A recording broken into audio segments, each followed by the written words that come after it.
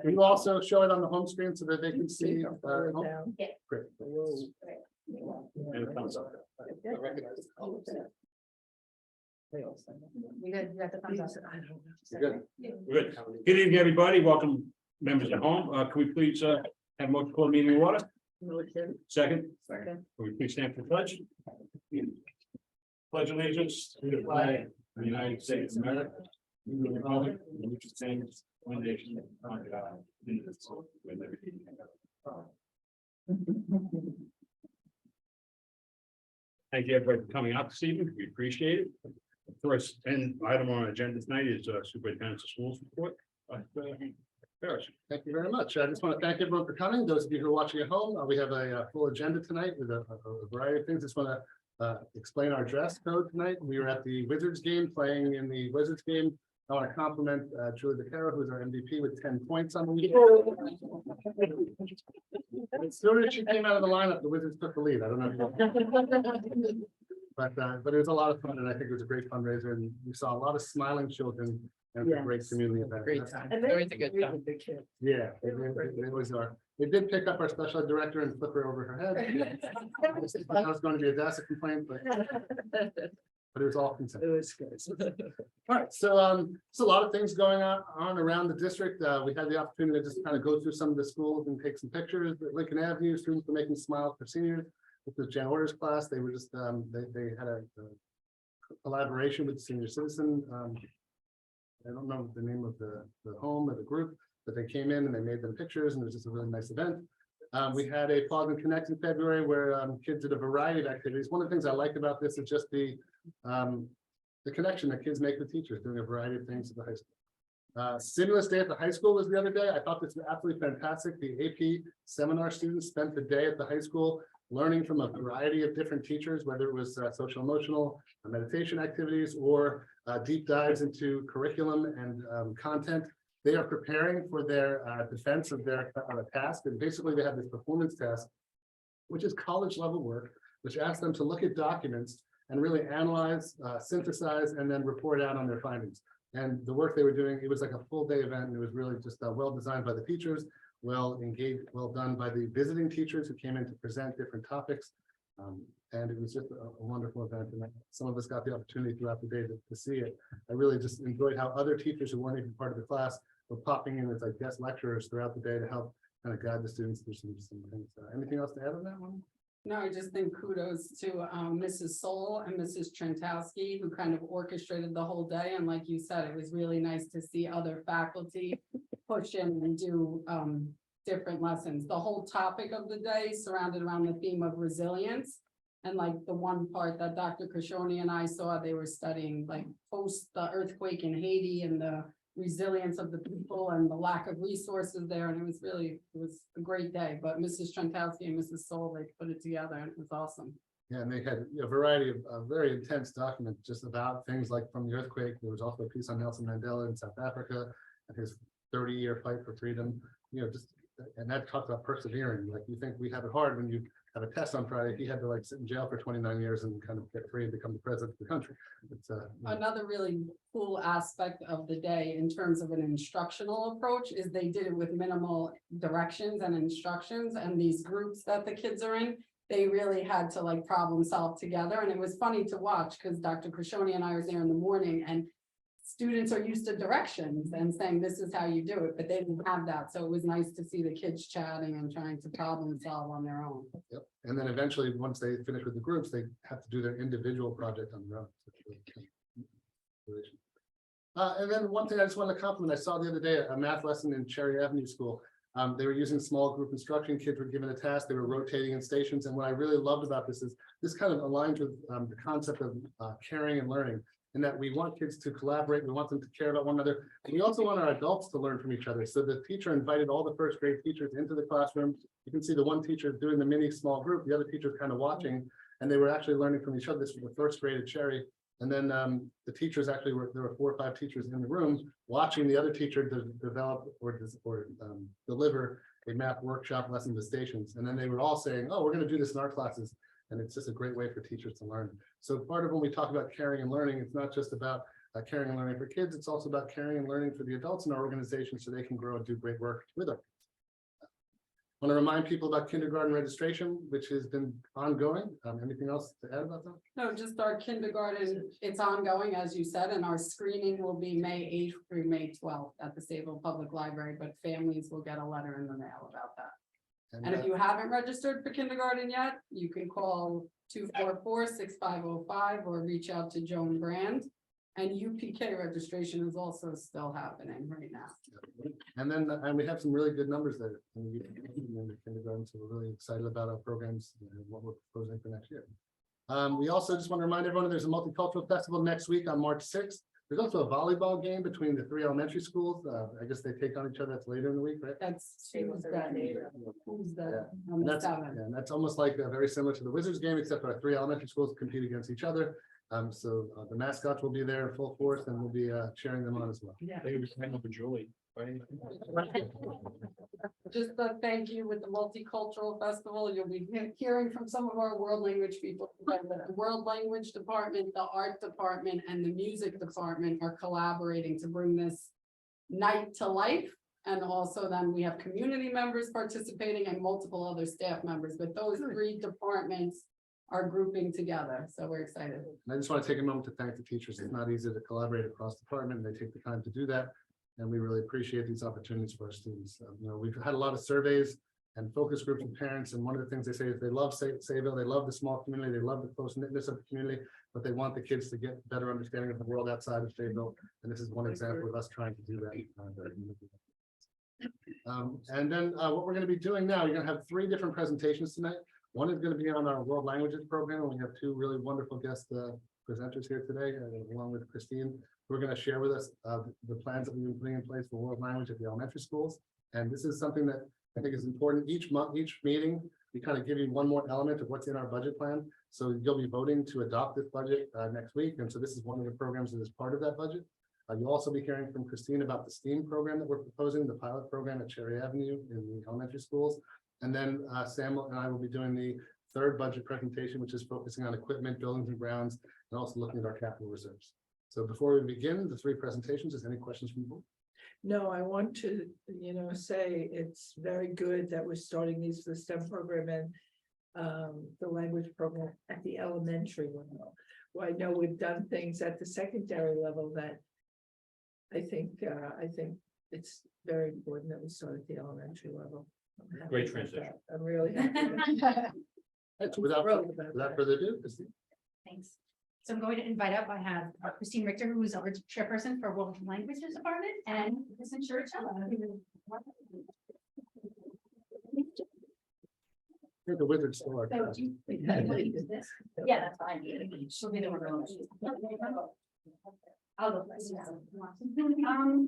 No, I'm okay. That seems too intimidating. This 10 point. Okay. It's good. It's Jewel.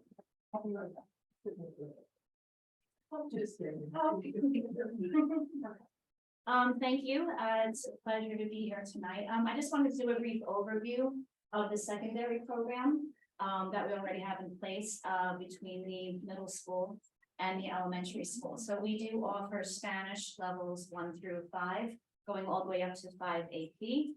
We offer the same levels for French. We also offer 2 electives that students can pick up in addition to the primary language that they're studying. We have a French 1-2 honors elective and also a Spanish 1-2 honors elective. At the high school, we do offer the Seal of Biliteracy Award. We have 32 students this year, French and Spanish AP, and actually honor students that are pursuing the Seal of Biliteracy. We are starting the delivery of the presentations next week, and they'll run throughout the month of March. And then there's a paper that they'll be writing at the end, and then we assess them and we grade them. And if they meet all the state requirements, they'll receive the Seal of Biliteracy, which they will get on their diploma in June. Some of the students are also working on an English component as well, because it is a dual program between the language and also with their English teacher as well. And the final aspect of the secondary program is called the Beacon program. We work with Suffolk Community College, and in levels 4 and 5 of Spanish and also French, students have the opportunity to earn 6 credits, 6 college credits that they can use and apply to college. And we just started working with the Beacon program a couple of years ago. Suffolk is wonderful to work with. The credits transfer through the majority of colleges that Sayville students are applying to. So this program works well. We have over 100 students, probably over 150. I haven't looked at the latest numbers that are participating in this program. So it's an excellent way in levels 4 and 5 for students to earn college credit that they can apply when they get to college, whether they're going to major and minor in a language or even just to satisfy the basic minimum requirement that they need. So this is just sort of an overview of the secondary program that we have in place. And I've been working with Dr. Ferris and Dr. Fishoni. We started working at the beginning of the year to try to implement a program starting in kindergarten. We do have the LACES program that had started in 5th grade, worked down to 4th grade, 3rd grade. That had actually started as an after-school enrichment program. How long ago? I think it started with the Little Language Academy. Little Language Academy was 2016, I think that was, and 17 was the first year of the implementation of LACES. So we did start with the Little Language Academy, and then we progressed into LACES, and then we put LACES in 5th grade, and then it trickled down. So what the proposal now is to actually sort of go backwards and to start in kindergarten, and then to build the program going up through 1st grade, 2nd grade, all the way up through 5th grade. With the intention in a few years at the end of 5th grade, for the students to be exposed to both Spanish and French. At the end of 5th grade, to choose the language, the primary language that they want to study, and then to study that language 6th grade, 7th grade, 8th grade, and then if they so choose to even pick up an additional, the 3rd language as they get into high school. So we have that a- is, Do we have a third language in high school? right now we do not. Eventually, I would love to see another, we had a Russian program Yes, many years ago. yes. Actually, if you go by room 113, you can still see the Strasbourg date that is painted on the wall. But yes, we haven't had that though since the teacher retired. I think there was a lot of people that wanted to go into it at that point. It might be today. Today it might be a little tricky, but but maybe in the future to bring in a third Yes. language that would be different from a Romance language, just to add another component and kind of round out the language offerings. But this is our plan. The plan next year would be for students to study Spanish for the first half of the year and French the second half of the year. And that would sort of carry over all the way up until 5th grade. We just feel that it's important that they have exposure to both languages. And then once they've had exposure for a few years, then they can make a choice and decide which language they would like to study. So eventually we're looking at changes coming to the middle school program, because right now in 6th grade, it's done sort of on a rotating basis where they take a certain amount of weeks of French and then Spanish. 7th grade, right now is every other day, but that's something that we hope to change and to implement a program that's going to take place every day where the students will have language every day in 7th grade, and then obviously continue on from 8th grade all the way to high school. Does anybody have any questions? Of course, I always have I questions. heard that on my notes. When they start in kindergarten, this will be mostly conversational, because I saw a study that the children's brains will pick up so much more when they're younger. That's why the language is developed when they're very young. Yes, Secondly, I still think if we started with one up until 3rd grade and brought another one in, I think personally, that's a personal opinion, Mhm. that, if you start with Spanish and you go to, 3rd, 4th grade, and then you bring in French, that would be good. And then I would love a 3rd language at the high school. I think that would be great. yes, But that's my opinion. yes. I mean, we, Start with one. the problem is, well, not the problem, but, we're a smaller school district and we really try to keep, especially with the French program, because it's smaller than the Spanish program. The majority of the students do take Spanish. Yeah. So we really work very hard to ensure that we have the number of students and sections and that we keep the French program going. The French understand teachers do a tremendous job. Jen Cox in the middle school does all the French, and then the teachers that are in the high school, and Kristen does, when she does LACES, the kids. that No, she sees. I understand the reasoning behind it. I just, Yeah, it's it's, the approach I would. And I'm happy that we're doing a couple of languages. Yeah, we've had lots That of would different do it. discussions, but Yeah. we're Yeah. still, How much time does a kindergarten student get during the course of the year, or the week, or like, what is the duration of the? lesson? we would recommend 2 half-hour periods per week. And that There's only goes they through can the only- whole year, then. It's not just that. Correct. Yes, all year long. Are we looking at opportunities? I'll just, so my daughters are in the Beacon program at the high school in Spanish, and we just got back from Costa Rica. And were very timid to use their Spanish, even though I know they had it.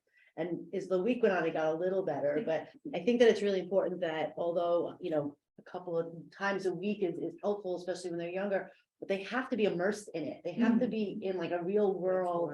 And I would think that, with the power of Zoom now, and there has to be ways that we could get them into the. Honestly, Yeah.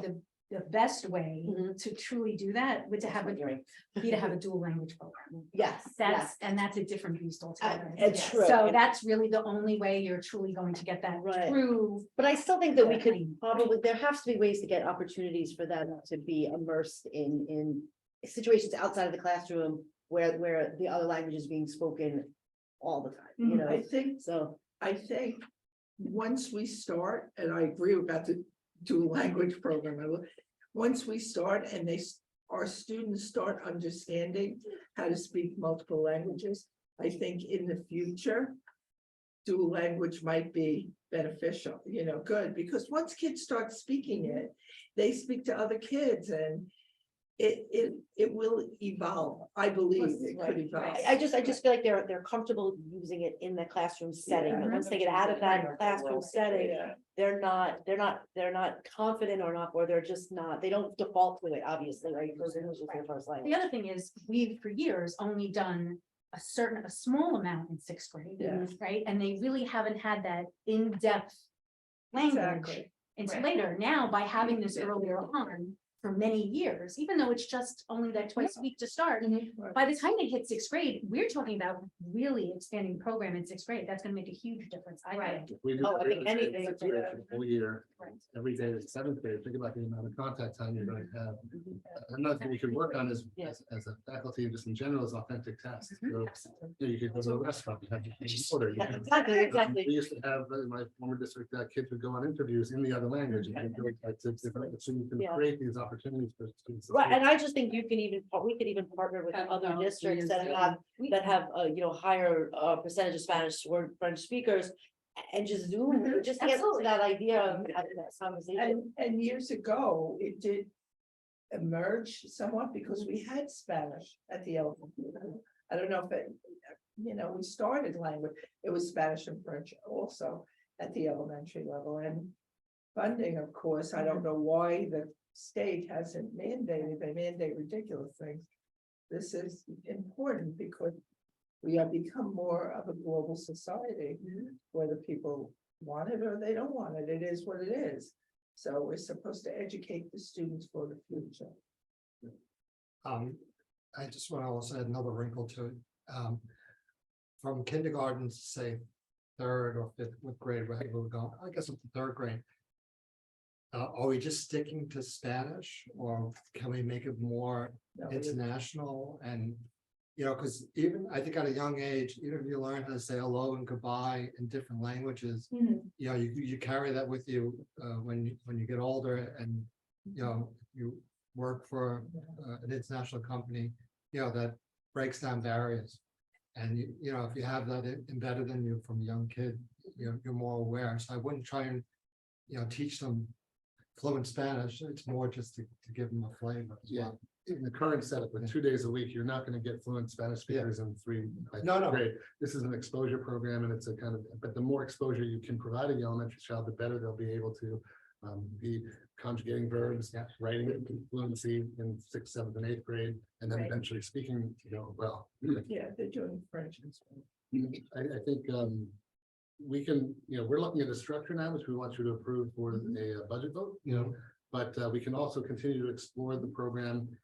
Next year's our pilot with kindergarten, we can see how it goes, and then it can evolve over time, and we can look at best practices and research-based approaches throughout the next couple of years as these kindergartners travel. This is going to be our cohort, and when they get to middle school, we'd have it every other day, and then in 7th grade every day.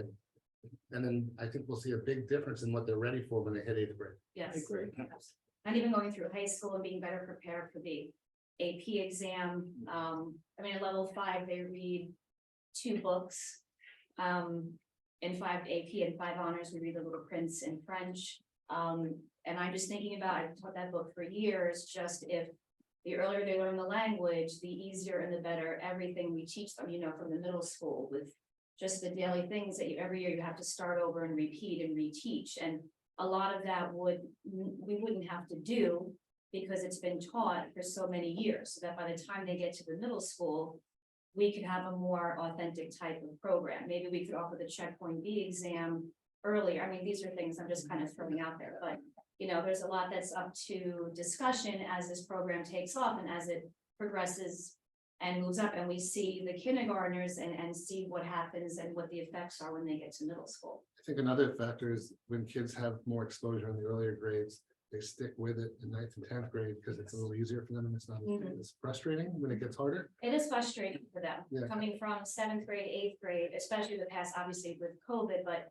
7th grade every other day, 8th grade is really the first time they're having it every day. Then they come to the high school and the philosophy is a little different about what we have to teach them. And it is more difficult for them. So this definitely would be a movement in the right direction to just facilitate the process, moving from K to 12. Sounds good. Merci. I'm very excited about it. All right, Chris, I'm gonna. let you talk about Lisa's.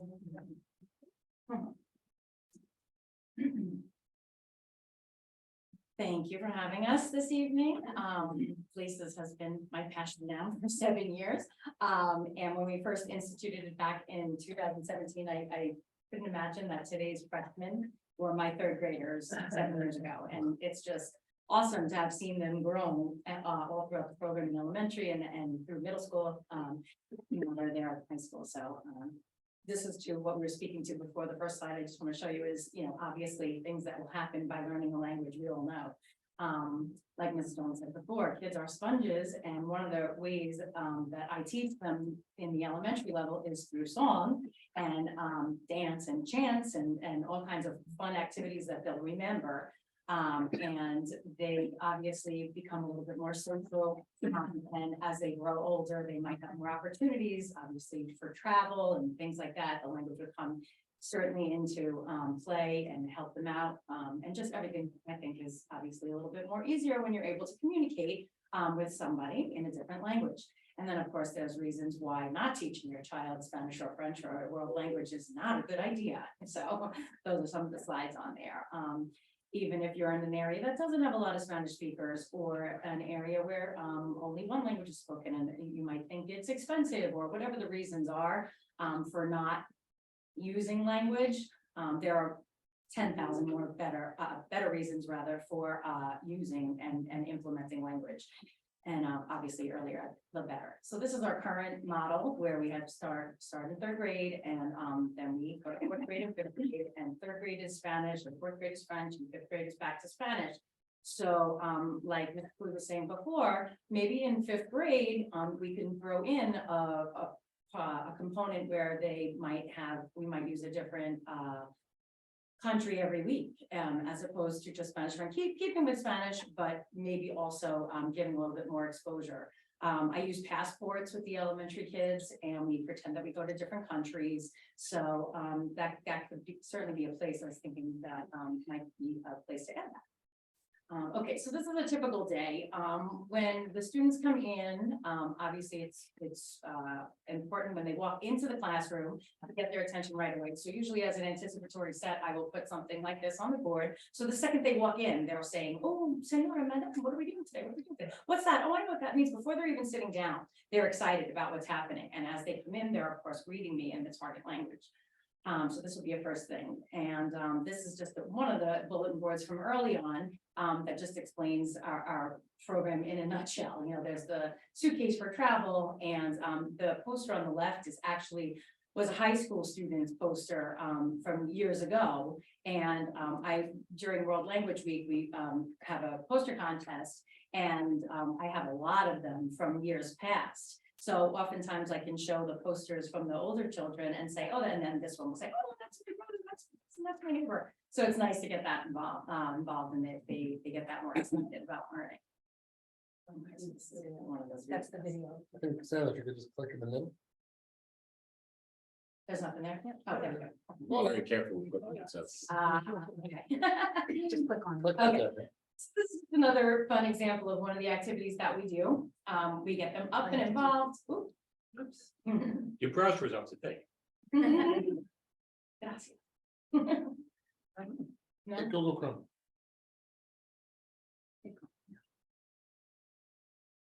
You were saying about updating Chrome, because it's right there.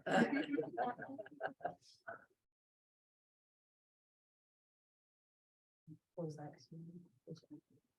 There's one. Right there. I could sing it. What browser are you using? What browser are you using? I think it was. And It's connected to YouTube, right? Yes. should be. Yeah, but it should go. It was embedded through. Click it. Sometimes you should. So instead of Chrome, what browser do you normally use on your computer? Should, Edge, but I think it, usually Chrome, but I think went to Edge. Chrome is on YouTube. Like. Go back to the Just try browser. browsing YouTube. What's that? Go back for a second. Just click on where it says browser too. Which one? The browser? Right down, go down. There we go. We're not going through the whole thing, we're just gonna show a little clip of it. This gets them up and a little TPR, so physical response for where they're up and out of their seats. And they think it's fabulous, and we all do it together. They learn this the first class and we just to get up and get moving. And this teaches them all the different responses for how you're feeling. And so every week when they walk through the doors, I don't want to hear this one again. I want to hear this one again. So it's always something different when they're walking in. So they know this song by heart. And they tend to use, they ask for the song frequently. So it's a lot of fun. And then of course at the end, the teacher comes to coming in. So we can actually stop it here. I think you have to hit. You can see this all on the laces. Okay, so the next one, is, this is, how I start class every day. So we sing the Today song, so the kids come in, and even though it just looks like a few lines, it's actually jam-packed with everything that we learn at the, in the early level. So, they come in and I would sing, oh yes, jueves, and then they have to sing it back to me. El 5 de septiembre, hace buen tiempo. Muy bien, excelente, magnífico, whatever the case may be. And so all those positive phrase words are on the bottom, the words that we say over and over again. They say to each other. So this is packed with days of the week, months of the year, numbers, weather, all things that they learn. And then as they grow, they certainly remember these and are able to associate, hey, don't we sing that? And things like that. So it's great. They constantly make connections to this Today song. Every class, every grade level has a Google Classroom. So whatever things that I use during the lesson, I also put in for them to go back and have on their own. So they're able to go back and rewatch and practice with the videos. There's fabulous games that I'm always putting in there. And I always beg the teachers, I know that they have limited time with their own curriculum, but I always say, just if you have 5 or 10 minutes, let them go on, let them play. We do it a little bit during the LACES session, but it's always there for them to go back if they choose to go back and use the language. There's a quick little call out that we do. So when they are often up and moving around with their clipboards, turning and talking to a partner, it gets a little loud, and I don't mind that because it's fun for them and they're using the language. So once it gets too loud, I'll just call out hola hola, and they'll say Coca-Cola, or in French I'll say and they'll say sing. And so it's just something just fun for them to get back and know that they need to come back to theirs. So there's a few more of those, lots of different ones. In Spanish, one of the most popular ones is que te vas a calabaza, and they say nada, nada, limonada. So it's just cute. It's back and using the fun language, right? So we're all about the culture. We teach a lot of different things. This happens to be a little activity that Hispanic children do on either the playground or things like that. So this is like a hand clapping. So is this gonna play? No. This is another little video, which it's a hand clapping game. So she first shows how she does it, and then the kids do it, and I stop it and I pause it and they learn it, and then they put it all together. And just a couple of weeks ago, the greatest thing happened. A class came back from a field trip, and they said, "Senor, guess what we did on the bus on the way to the field trip?" And I said, "What?" They said, "Mariposa." So I said, they're using it outside the classroom, so it's super fun. And just because, our students are adorable, we'll have some photos now just showing them some of the things that we do throughout the LACES time. This was one of the first years, I think these are the freshmen now. I think, yeah, freshmen, I think they're freshmen now. And we have our puppets, we have, that's Nacho, he's our class mascot. He has the podcast and sings and dances, and they all want to play with Nacho when they, do something fabulous. They let him go up and touch Nacho and he starts to sing. So, but these are some of the things that we do. They walk around and they use the puppets. And sometimes, like we were saying before about being shy, using the language, they miraculously are much louder when they use the puppets. So it's a great little tool we use. They just made this last week. We did some Mexican tissue paper art, some buffalones. And we do worry dolls. That's next week's lesson, where I literally give them a pipe cleaner and some yarn and tell them that they have to create their worry doll. We do the whole story about the worry doll. We read the book. And then they make their own worry dolls, the Guatemalan worry dolls. We read the legend, they get their own little legend, and they get to bring home their own worry dolls. So they like that. Yeah. Depending on the time of year, we do a lesson on Dia de Muertos. I face painted for this lesson to be all in. And so to make it as authentic as possible. And we talk about the dead, and we do some crafts and activities that go along with that. Here, this impressed me to no end. They did their spirit animals, and I just gave them some clay and said, make a spirit animal. And some of the things they came up with were just amazing. And they gave them names, and they talked about, the different reasons that they were their spirit animal. So obviously mentioning the movie Coco. And a little bit of where the poinsettia originated from, the story behind the poinsettia, and they like that as well. We make poinsettias and talk about that. And then, of course, dancing, bailamos. Here we are. We're doing learning the Mexican hat dance, Jarrari Tapatio on the left there, and then a little bit of yoga on the right. We did in Espanol. We had a little Maximo video, and he instructed us in Espanol. So that was fabulous. And then the same thing with French. We sing the days of the week, again, what the day is, the date and the weather, and we're switching to French. And in the fourth grade year, they say, oh, I remember this from third grade. And I say, yeah, it's a different language, So they are learning French, and usually the little instructional pieces on that are, again, showing us what we're going to talk about for that lesson.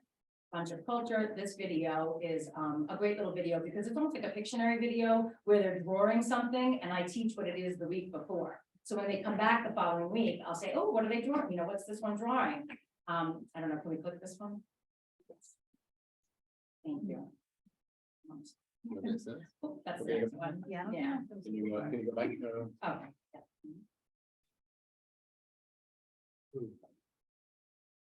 No, it's got it. Yeah. I don't know, it's the other one. Oh, so that's you. Okay.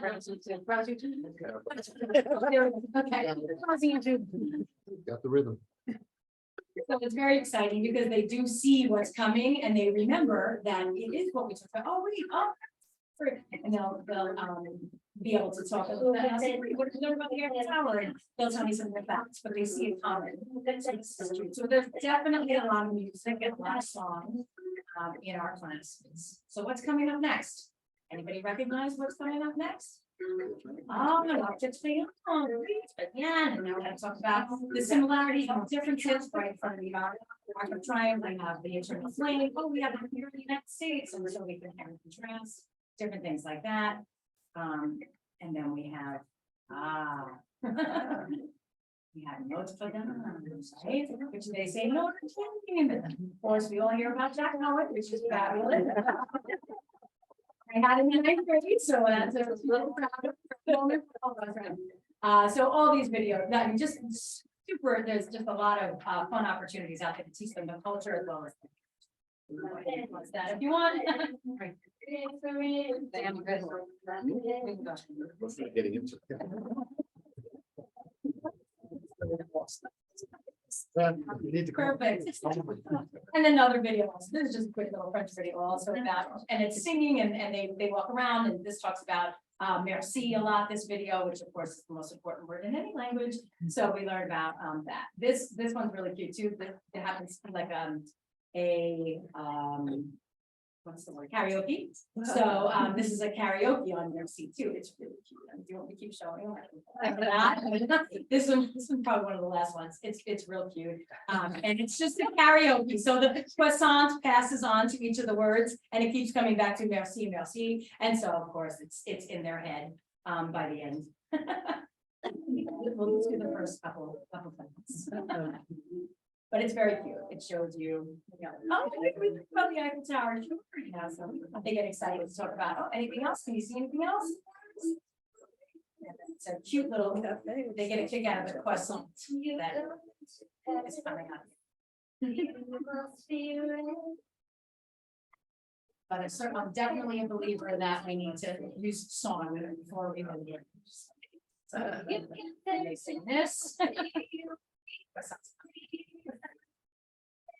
So very cute.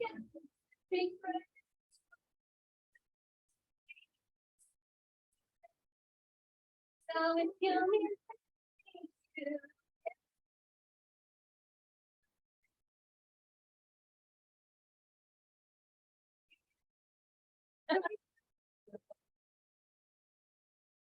and it goes.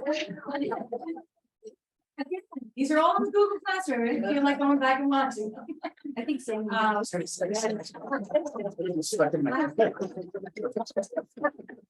And then we also, of course, do some research on French-speaking countries with pays francophone, and they're surprised to see where French is spoken. And we incorporate how it's spoken in the United Nations. And when you walk in, that's the first language you see, and they're all very surprised about that. So I really think the French exposure is awesome, because they do learn a lot. Here they are, artistes in front of the Eiffel Tower. I switched this lesson since the picture, but now we wear berets and we lay down in front of the Eiffel Tower and we draw the Eiffel Tower as if we were right in front of it, just like all the artists, the French artists do. Yeah, so they like that too. We just did some masks for Mardi Gras, so like that. And then before COVID, we used to have a big party at the end of the first year and second year. So here's our French fete, where they were in front of and using all the little props for French. We had some croissants and macaron on the bottom there. The parents are super generous, and one family sent in that laces cake, which was a total surprise and very, very appreciated. That was about a few years ago, like 5 years ago, I think. We always end the lesson with an adios, and on their way out, they have to tell me something that they learned. They get a folder in the beginning. Every time they walk out the door, they get a sticker, and they have to tell me something that they learned during today's lesson. And so the in and out is a very integral part of the lesson. So when we have the board and we have the room and all that space, it's really very, very excellent for our lesson. So that's our LACES program, the newer and involved program. I just want to take a moment to compliment you, Kristen. Everybody I've talked to in any elementary school, whether it's a teacher or a principal, has said that the kids absolutely love your program. And I actually was in a math class in one of the elementary schools, and it had ended, and and the teacher said, "Time to go to LACES." And you would have thought she said, "Time to get pizza." And they were like so excited to run out the door, and I said, "Wow, that's when you have kids loving and having joy and using creativity, it really is engaging." So I think I couldn't think of no greater person to be the person who launches our kindergarten program. Yeah, that's excellent. Thank you. Thank you. I feel like this is my own, and kind of have a little bit of an idea of kids and, doing the cookies here. So yeah, I think I have some great ideas, and I think it's going to be really, really fabulous. Any questions for anyone? I have a little something to say. Sure. I went into a classroom years ago. People have all heard this story. I don't think you have. And I had come back from France and went to the top of the Eiffel Tower. And I said to the group of students, I said, at the top of the Eiffel Tower, there's a restaurant in there. And one of the students said, "No, how could, there must be only like maybe one person in there." I go, they go, "Yes, because my mother has this picture of it on the wall." And it was pretty small at the time. So I thought that was cute. That's a little first grader, I think it was. That's all. I went in read it, but it's very cute. Kids they love the different languages. They learn so nicely with them. It's good. It's very good. So Thank you very much. Thank you very much. Thank you. So another part of our instructional program that we're proposing in this year's budget is a pilot of the STEAM program. Right now, we have STEAM labs in each of the elementary schools. We don't have STEAM teachers, and we wanted to put in Cherry Avenue School a STEAM teacher and an enrichment teacher, and Christine's going to present a little bit about that. Thank you, ladies. Thank you. Appreciate it. So, yes, thank you, Dr. Ferris. While we have rooms in each building, they were originally called MST labs from many, many years ago. I don't know if you remember that. So they're not truly STEAM labs yet, but that is something we are working. So we're going to touch on that a little bit tonight. So STEAM, what does STEAM stand for? Well, it stands for science, technology, engineering, arts, and mathematics. It incorporates several research-based best practices proven to improve student achievement. There's interdisciplinary instruction because it's all the different subjects together, problem and project-based learning, inquiry-based learning, collaborative learning, laboratory investigation, research projects. It helps students develop problem solving and critical thinking skills, as well as to develop an appreciation for the sciences, technology, engineering, the arts, and math. So really, what are the benefits of STEAM at the elementary schools? Adding a STEAM program can be beneficial to students in a variety of ways. So why STEM? In addition to fostering in-depth knowledge of math and science, STEAM in education increases achievement by equipping students with critical and analytical thinking skills, proficiency at solving non-routine problems, high-level communication abilities, project management experience, teamwork and leadership skills, and these are skills that are required to be successful in college and the world of work. So we're talking really high-level skills and abilities for our students. Full steam ahead. So looking at STEAM teachers, adding a STEAM teacher to each elementary school would be beneficial by providing them with access to an expert in STEAM-related topics. This teacher can help students understand the concepts better and provide them with the opportunity to explore their interests within the STEAM fields. And additionally, the teacher can help create a STEAM curriculum that is tailored to each student's individual learning style and interests, and also help with classroom teachers that aren't necessarily STEAM or science experts. So currently, our classroom teachers teach science in the classrooms. We have the room, the MST lab that they use as a science lab that they'll bring students in to do experiments. Science has changed quite a bit. We're going to talk a little bit about that. And so the STEAM will complement the science curriculum that we'll be using. So a few years back, the next generation standards came out in science.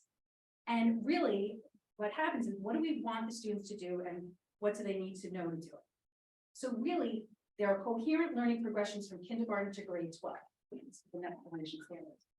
Intentional connections to other grade bands and subjects. It aligns with the Common Core and ELA and math. There are connections among topics just as important as topics themselves. They really have fewer topics that they expect you to understand deeply. So you'll see 3 main units throughout the year in each grade level that they really get into deeply. And the goal is really for students to solve problems and to really look at real world phenomena and analyze it and really solve and design solutions to problems using their understanding of the 3 dimensions of the framework that we're going to talk about. There are disciplinary core ideas, but these are the ideas in science that have broad importance across multiple science or engineering disciplines. You have life sciences, you have physical sciences, earth-based sciences, and engineering technology. There are science and engineering practices, or SEPs, which describe what scientists do to investigate the natural world and what engineers do to design and build systems. And then there's the cross-cutting concepts. Those go across everything. And it helps them explore connections across the 4 domains of science previously mentioned and making them really explicit for students so they can have a coherent view of the world. New York State adopted the standards. They tweaked them a little bit. And so we have the New York State Science Learning Standards. And those are the standards we're expected to provide curriculums and create curriculums. What we have done at the elementary level is we have started creating our own curriculum rather than purchasing a textbook, rather than purchasing just one set book. You can't do science out of a textbook. Okay, you have to do hands-on experiences. So our own teachers have created curriculum for the grade levels, and we're continuing to do that so that there are specific units, those 3 main units throughout the year, that are all based on phenomena and the approach of looking at the phenomena. So what we're finding is we need that space and we need a place for them to do those activities. And also we need to bring in those engineering pieces, which is where the STEAM lab comes in. Really, the New York State Learning Standard expects that we focus on a small number of core ideas. They explain the phenomenon and they solve problems. So what are our long-term goals? The long-term goals are really to create an environment that encourages exploration and innovation. We'd like to provide students with the tools and resources they need to achieve success in STEM fields. We want to increase their interest and appreciation for sciences, technology, engineering, arts, and mathematics. STEAM projects. They're a really important part of the STEAM program at the elementary schools. They're designed to help students explore their interests in STEAM fields and develop problem-solving, critical thinking, and collaboration skills. STEAM projects should be designed to be engaging and challenge the students to think creatively. So many of them involve teamwork and thoughtful dialogue where they exchange ideas and discuss ways to problem solve. Through those activities, students learn how to divide up responsibilities, compromise, listen, and encourage each other. They also require students to systematically think through problems, find the information they learn along the way about technology and engineering to figure out the best solutions. Cross-curricular projects also engage different parts of the students' brains so that they're seeing the project through different lenses, focusing on details, while also learning to step back and look at the bigger picture. They give students a chance to problem solve in unique ways because they're forced to use a lot of methods to solve problems that pop up during these types of activities. By experiencing trial and error, students get away from the commonly used approach of find a new method or formula or solve a set of problems in a step-by-step way. With STEAM, they must solve in a more creative, non-linear way. So, and while some students grow up in homes where they're taught how to build and fix things, and they're given many manipulatives to do so, others aren't exposed to these important learning opportunities. STEAM projects give students a chance to engage in hands-on experiential learning. Students are often using different materials and tools in order to discover how something works, how to build it, how to fix it. And since girls and women are underrepresented in the fields of science, technology, engineering, math, and developing STEAM projects helps girls become familiar with these fields at an early age. Early exposure can increase their chances of exploring these fields further as they get older, and high-quality STEAM projects will still benefit boys as well, so that all students are able to acquire these 21st century skills.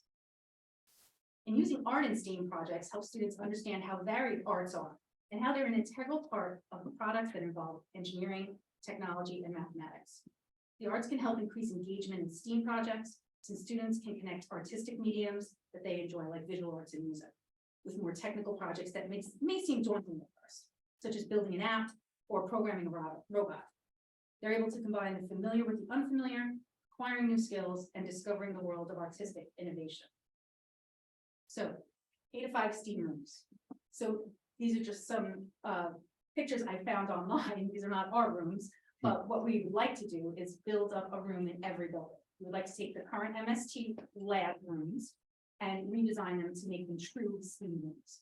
And really, a true STEAM room is basically a makerspace. Okay, and makerspaces are focused on turning a generation of technology consumers into creators, developers, innovators. It's a welcome space, accessible to all learners, where students come to experiment, invent, try, fail, and try again. It's often colorful and full of different manipulatives, technology, and tools. In summary, adding the STEAM program to the elementary schools would be beneficial in a variety of ways. It is going to help them develop problem-solving skills and critical thinking skills, as well as an appreciation for the sciences, technology, engineering, and arts. And really adding the STEAM teacher to the elementary schools would be super beneficial. Our curriculum can be tailored. They can help with implementing the new science standards and really help our students achieve in the STEAM fields. Any questions? So right now, those are those rooms that were added to next to adjacent to the library years ago, right? I think. Not all of them. Not all of them. No. Not all of them. It just looks like Some rows places- of computers. Yeah, it was more like a computer. In Sunrise, it's in a corner, and it was, they were really computer MST Yeah. labs. It was a computer program the students went in to actually do. So, And right now, when I utilize the space really at all. not really, there, we do have a science aid, so we do have materials in there, and they do go in and do experiments Yeah. and projects in there. We've now changed our curriculum, so we're now doing more phenomenon-based projects in there, and the aids are helping. with So one those. of the shifts that really was important to the state, but also to the national standards, the sciences, was to get away from reading about science, because years ago, everyone was so concerned about ELA and math scores that the focus on everything became reading and math. So social studies fell to the wayside and science fell to the wayside. And even the science programs, you'd read about science, so you'd read about a cylinder, you'd read about mass and density. Now, we said that's an absolutely terrible way to learn science. The kids don't remember facts and information from kindergarten, first grade, second grade. What's more important is to conceptually understand, how does a scientist behave? What does a scientist do? How does a scientist or an engineer uncover or figure out a problem? So the approach is you present kids with a phenomenon. It could be something in nature, it could be an engineering task, it could be a coding problem, it could be a variety of things related to the content that is in that field. And the kids have to design and problem solve how to experiment, make observations, does it develop a hypothesis, and carry out the experiment, and then provide results. This can be in a science method, but it also can be in engineering, robotics, coding, as Christine said. It's not in lieu of the science program. The teachers still teach science, and there are 3 units in each grade level.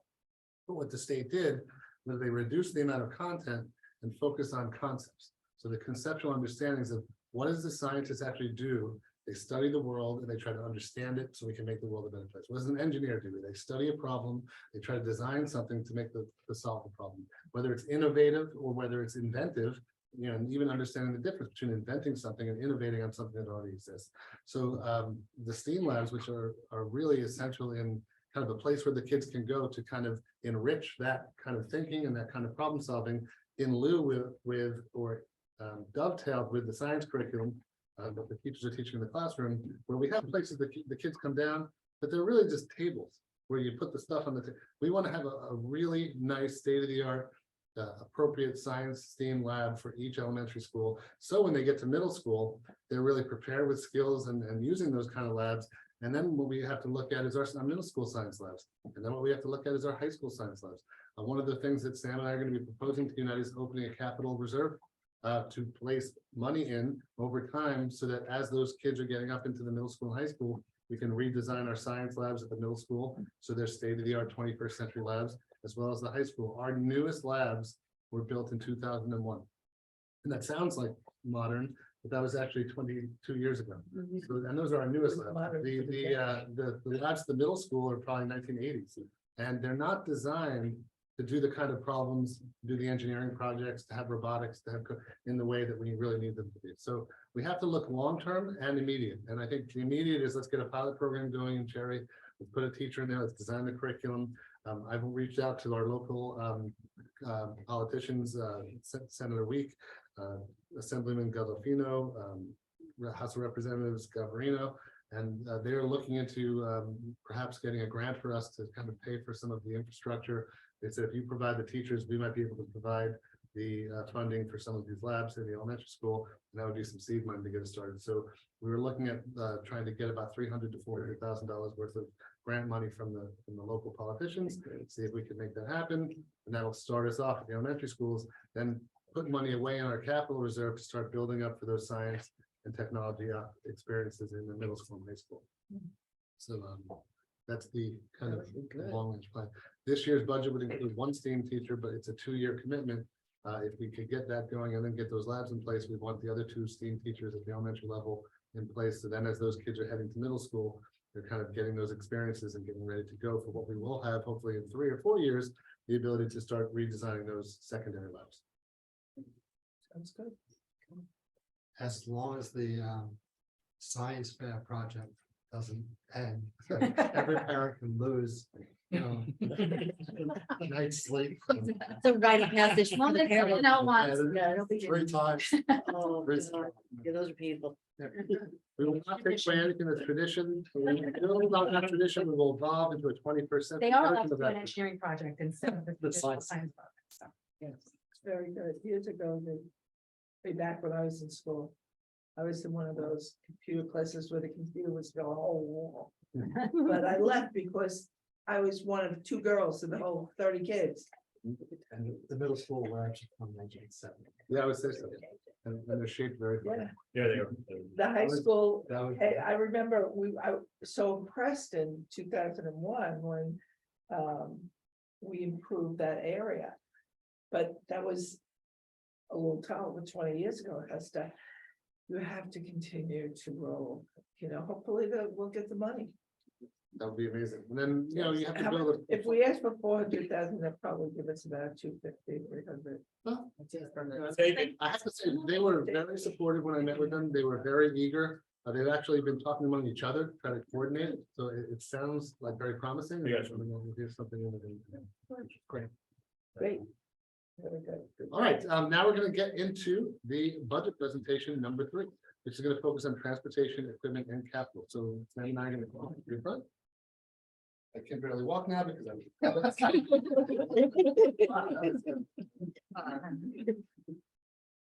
So basically, you've heard about I just want to kind of review the basics of the overall budget presentation, which has already been presented to the community. And then Sam is going to introduce some new aspects of it related to buildings and grounds, equipment, and our reserves. But the proposed budget is $102,048,891.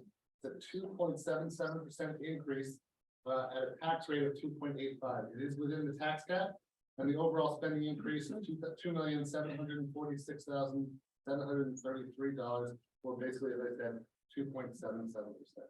There's a whole bunch of formulas which arrive at the tax cap, and that's the reason why that cap is at that number as opposed to the number that you know is said is 2%, but it varies depending on a variety of factors.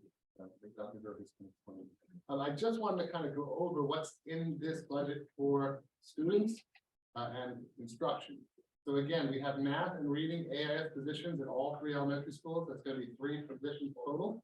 We're piloting math support for AIS in the Lincoln School and the Sunrise Drive School, and we're piloting reading support in the Cherry Avenue School. It also includes an RTI coordinator and instructional coach, or what we would call a teacher on assignment. The purpose for that is really important to understand, which is we have kids who struggle throughout the district in reading and writing and math, and we have teachers who are trying to help them. And then when teachers try to help them, they either get qualified for services or they don't. And we don't want to say to teachers, oh, sorry, Johnny doesn't qualify, good luck with that. We want to say, okay, Johnny doesn't qualify, this other person is going to continue to help you with that child and give you strategies and support and figure out how to kind of move that child forward. So every 6 to 8 weeks, we should be looking at all of our kids in elementary school, seeing how they're doing with reading, writing, and math. We do a data run, where we look at the data. When we say data, it could be test scores, it could be running records, it could be math tests, it could be our iReady program, a whole variety of kind of data. Look at how kids are doing and identify kids who are struggling. And that coordinator's job is to make sure that 1, we're distributing our support evenly across all 3 buildings, because we don't want a kid with the same profile in one building getting a different level of support than the kids in another building. And then also to follow up with teachers to make sure that whatever we're recommending or putting in place, they have the support they need to get that child what they need. So that's where the AIF reading and math positions kind of dovetail with the RTI coordinator and instructional coach. They work together hand in hand to kind of make sure there's an even level of support for children throughout the district. And it's that coordinator's job to continuously track the data, make sure kids are getting what they need, and identify any students in the district who are falling behind so we can make sure we get them what they need. The kindergarten world language program you already heard about tonight, and that's going to start in kindergarten. It's a 5-year travel or journey into middle school. The other thing that we have in here is full day co-teaching in all the elementary schools. That was something that was really important to us. We believed in co-teaching as a model. We have to support it fully. And the teachers were in a situation where they had to leave the room for a period, and they came in. We want to preserve what we have, but add that second teacher for the full day. And then the additional pre-K teachers. So we really want to make a commitment to the universal pre-K program. The state increased our funding dramatically to about $750,000. However, there's a formula they use that you're only currently allowed to spend, I believe it's $5,400 per child. So what that does is we only can have 18 in the section, and that's all we want in the section. You can only spend about $97,000 per section. It costs us about $150,000 per section. So each additional section, even though the state is saying they're funding it, it's not fully funded. It costs us about $53,000. So we would like to add 2 or 3 sections depending on the enrollment, and that's contingent on the budget passing. And but these are kind of just a quick summary overview of the instructional positions that we are adding to the budget. Before we go on to the next page, I just want to ask the board if they have any questions about any of these positions, or whether we did a presentation on AIS last week or last month. We did the theme and the foreign language business. And these are not additional like FTEs to the full staff. Yeah, so the entire FTE increase, if you remember from our last presentation, was at 0.4. And so you say, well, how are you adding all of these positions and only raising the number of teachers in the district by 0.4? And it's by basically taking advantage of opportunities such as a retirement in a field where there's not a need to replace. So then you take that retirement and you put it into a new position at the elementary school. Other things that we've done, Sam and I went through the budget line by line and we cut out about $100,000 from equipment and supplies. Because our enrollment is shrunk, we feel like we could do that and then use that to kind of fund one of these spots.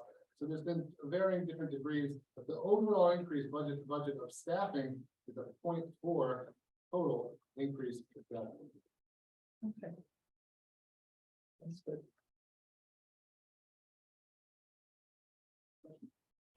All right, so the next phase of this is really getting into that area. That's the nitty gritty. This is Sam's specialty, and I'm going to ask Dr. Gers to come up, kind of go over the overall, and then get into the equipment, the buildings and grounds, and then talk about our capital reserve. Before I get the one other thing we're going to be talking about is, in addition to a budget vote, yes or no, we'd like to put onto the budget vote a capital reserve where we are asking the voters to approve the creation of the capital reserve. It doesn't mean we spend any money, it just creates a reserve and we dedicate it towards instructional space. So that each year, as you budget for your year, when you get to the end of the year, if there's certain money that's contingency money that you haven't needed to use, which does happen at the end of years, you can either, kind of put it into various reserves. And one of the things we want to do is have a capital reserve so that each year we can put a little bit away, and then that will build over time so we can spend that money on our science labs, on our instructional spaces, to enhance the insides of our classrooms. What that does is it makes it easier so that when we get to times when the debt comes off the books, we're replacing that debt, we don't have to go out to the community and ask for very large bonds to fix these things every 20 years. We are fixing things every couple of years, and you're maintaining over time with money that's already been budgeted for, so it doesn't affect the taxpayers in the budget increases, nor do you have to go out for larger bonds. So there's kind of three ways to kind of fund projects. One is a bond. We're doing that with the roof project that was approved last year. There'll be some work in the summer to put roofs on the buildings. That the kind of things that you have to do. That was a bill of $14 million bond, $16 million bond. Then you have capital reserves where you can do mid-level projects, and that's where we can do a $200,000 science lab, or in the case of the elementary school, $300,000 for 3 labs. And that kind of money is put in that area for middle range projects, and then your year-to-year budget, you're taking care of, paving a parking lot, or fixing a sidewalk, or fixing a cracked staircase, and things like that. If you have a multi-pronged approach with 3 tiers, your budget capital line, your capital reserve, and your low-level bonds, then you can maintain the district without ever going to the community and saying, uh-oh, our buildings are kind of falling apart, we need a $40 million bond to fix it. We never want to be in that position, so we do the same incrementally. And that's a separate line on the ballot. Yeah, so it'd be a yes or no for the budget vote, and then it would have a statement that Sam is going to share with you about what we're doing with it, and then they would vote to open the reserve. That's all it is. Then the board would be able to, at the end of each year, decide how much you want to put in or not put in. There might be a year where we can't put anything in. There might be a year where we put $150 in it, and another year where we didn't get any snow days, and there's an extra money from the snow removal that we can put in $50,000 in the fund. But it varies depending on year to year. You guys would have the authority to put the money in. Then, when we want to do a project, we'd have to put up a second vote to the voters, which would be, we want to spend this money, but we have to be very specific about what we want to spend it for. So the first vote in this May would be to open the reserve. Then over time, you guys would put money in as you decide. And then a second vote would need to take place, and we'd have to say, we'd like to spend this money, but we have to be very specific. So we have to say, we'd like to spend this money on the middle school science labs, X amount of dollars. And then the community would have to come out again and vote for that. We wouldn't have them come out for multiple votes. We'd do it on the same day as a May budget vote when people are coming out. And the good part about that is we wouldn't be going out and asking people to approve a bond to borrow money. It's money we have already saved for emergencies. Let's say. Correct. I equate it to this. If you have a house that costs you $50,000 a year to run the household, you plan that you have $55,000 to run. So that at the end of every year, if nothing goes wrong, you have $5,000, then you can put it away in your savings account. So we plan a budget of $102 million. We have contingencies in place should things go wrong. If things go wrong, we can take care of it. If things don't go wrong, we have a little bit of savings. Now you would have the right, if the voters approve it, to put that money in an account that can be used to finance future projects, which then reduces your need later when you have bigger problems that occur, like roofs or windows or brick pointing or other things that constantly need to be maintained. And if you have a 5-year plan, which we're putting together over the summer, it's very clear to everyone in the community what they're voting for and what we're spending the money.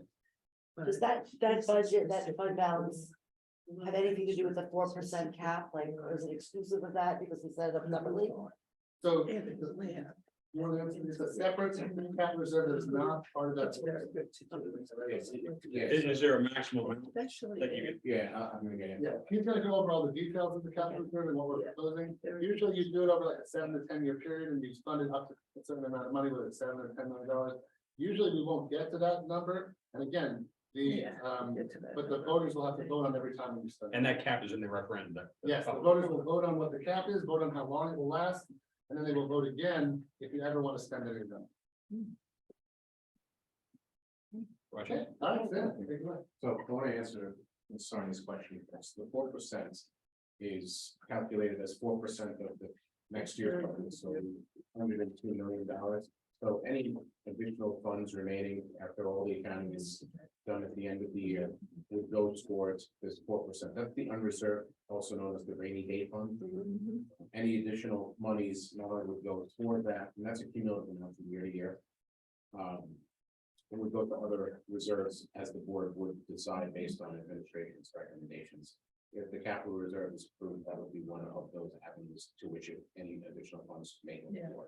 But it is exclusive of 4%. Okay, It's a very good idea. it is, I agree. So as you've seen the spreadsheet in the last couple of presentations, this is the summary broken down by the areas of salaries, fringe benefits, debt services, contractual expenditures, BOCES, supplies, textbooks, and workbooks, transportation, and our transfers to capital. Today we'll be focusing on the latter half of that transportation, transfers, and equipment. So the first one, transportation.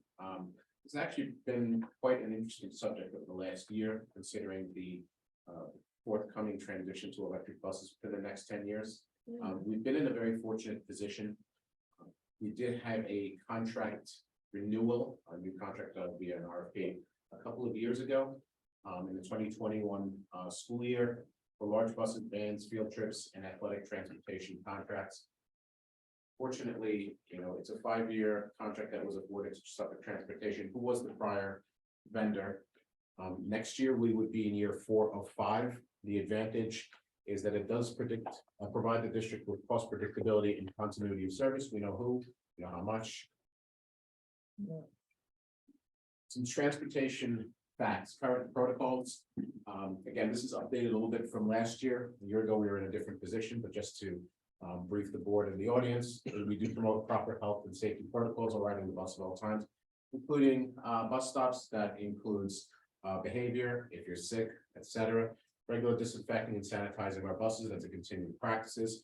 I do want to mention that masks are optional for students while riding on the bus. That's definitely improved from last year. There's not a requirement in either direction, but it is an option, and we do continue to follow any updated federal and state guidelines, which do dictate the prior bullets just mentioned. Some facts related specifically to the district: we do currently transport 1,710 students. We have 18 large buses, 19 and a half vans. We do transport 18 special ed students to 10 out-of-district schools outside of the Sayville community. We do have 15 private and parochial students that we do transport. They do go to 5 different schools. And bus safety, we still continue to practice 3 bus drills per year. Some other statistics, just to give an idea.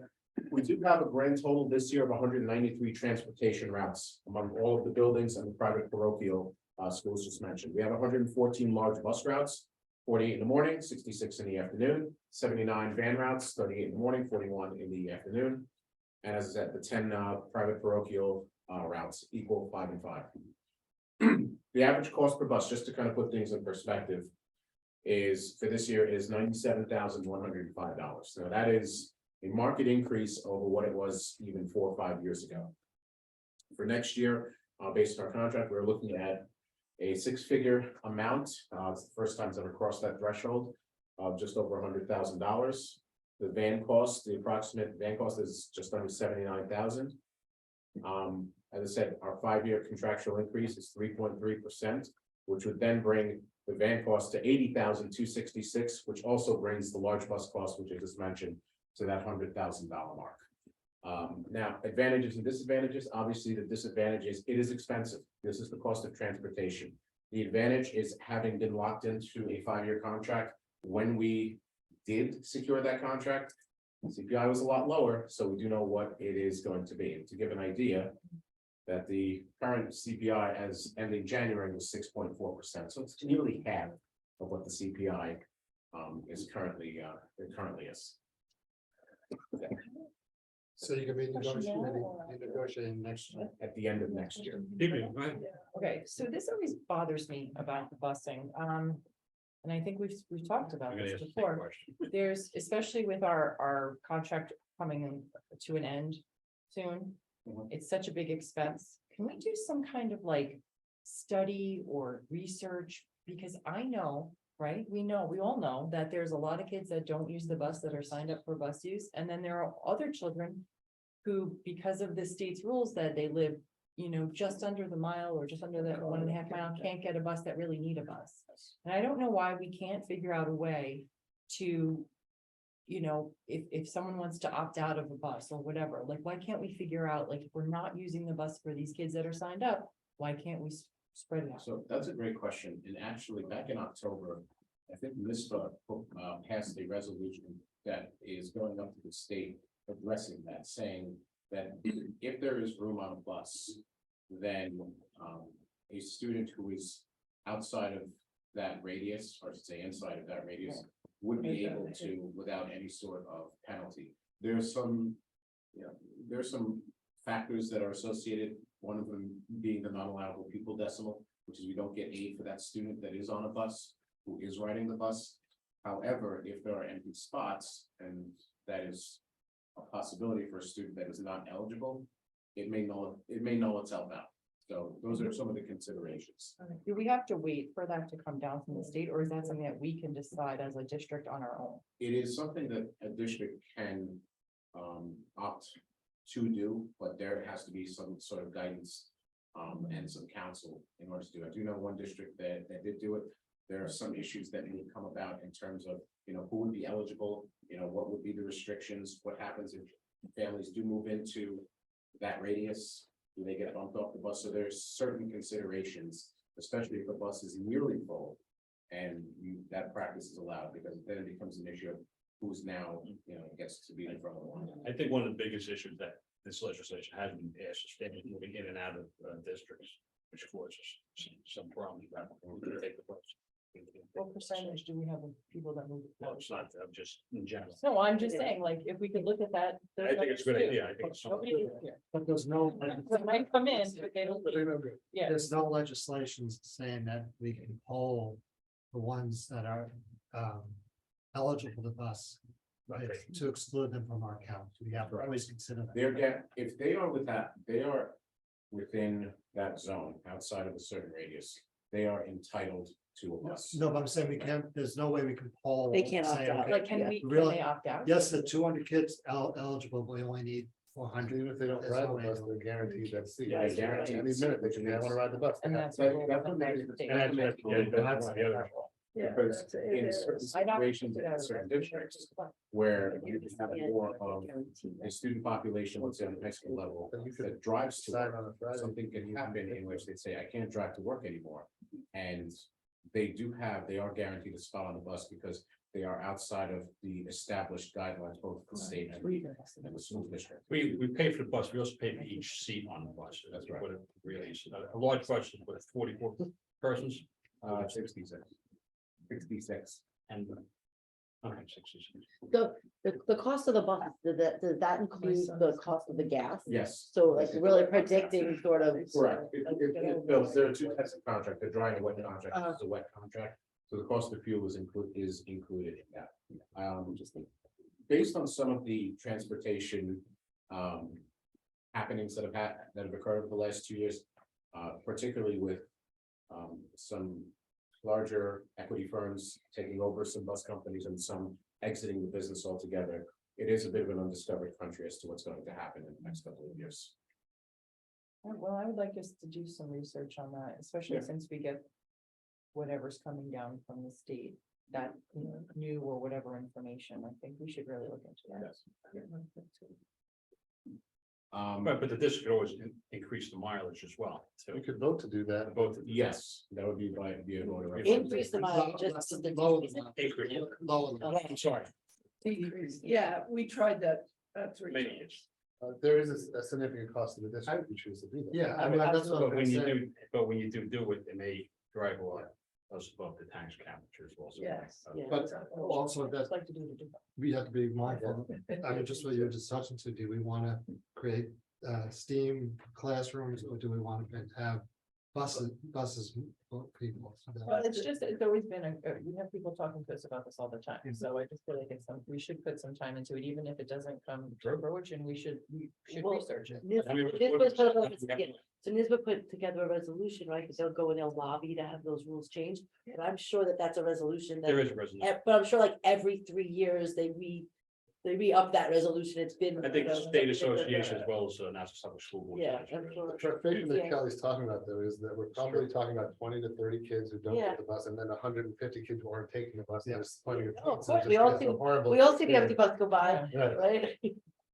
so, There's probably I- a way around You it. know, right. hey, I was on that. I was fighting this way back and they pulled it. I have no problem contacting my colleagues that have done that to see how they modeled it. and Okay, try thank to you. bring it forward. Thank you. So just to graphically illustrate, what I've done similar to the other ones from prior weeks. You see that the transportation costs have steadily increased. There have not been jumps in either direction. You see the 5-year trend and also the average over 5 years.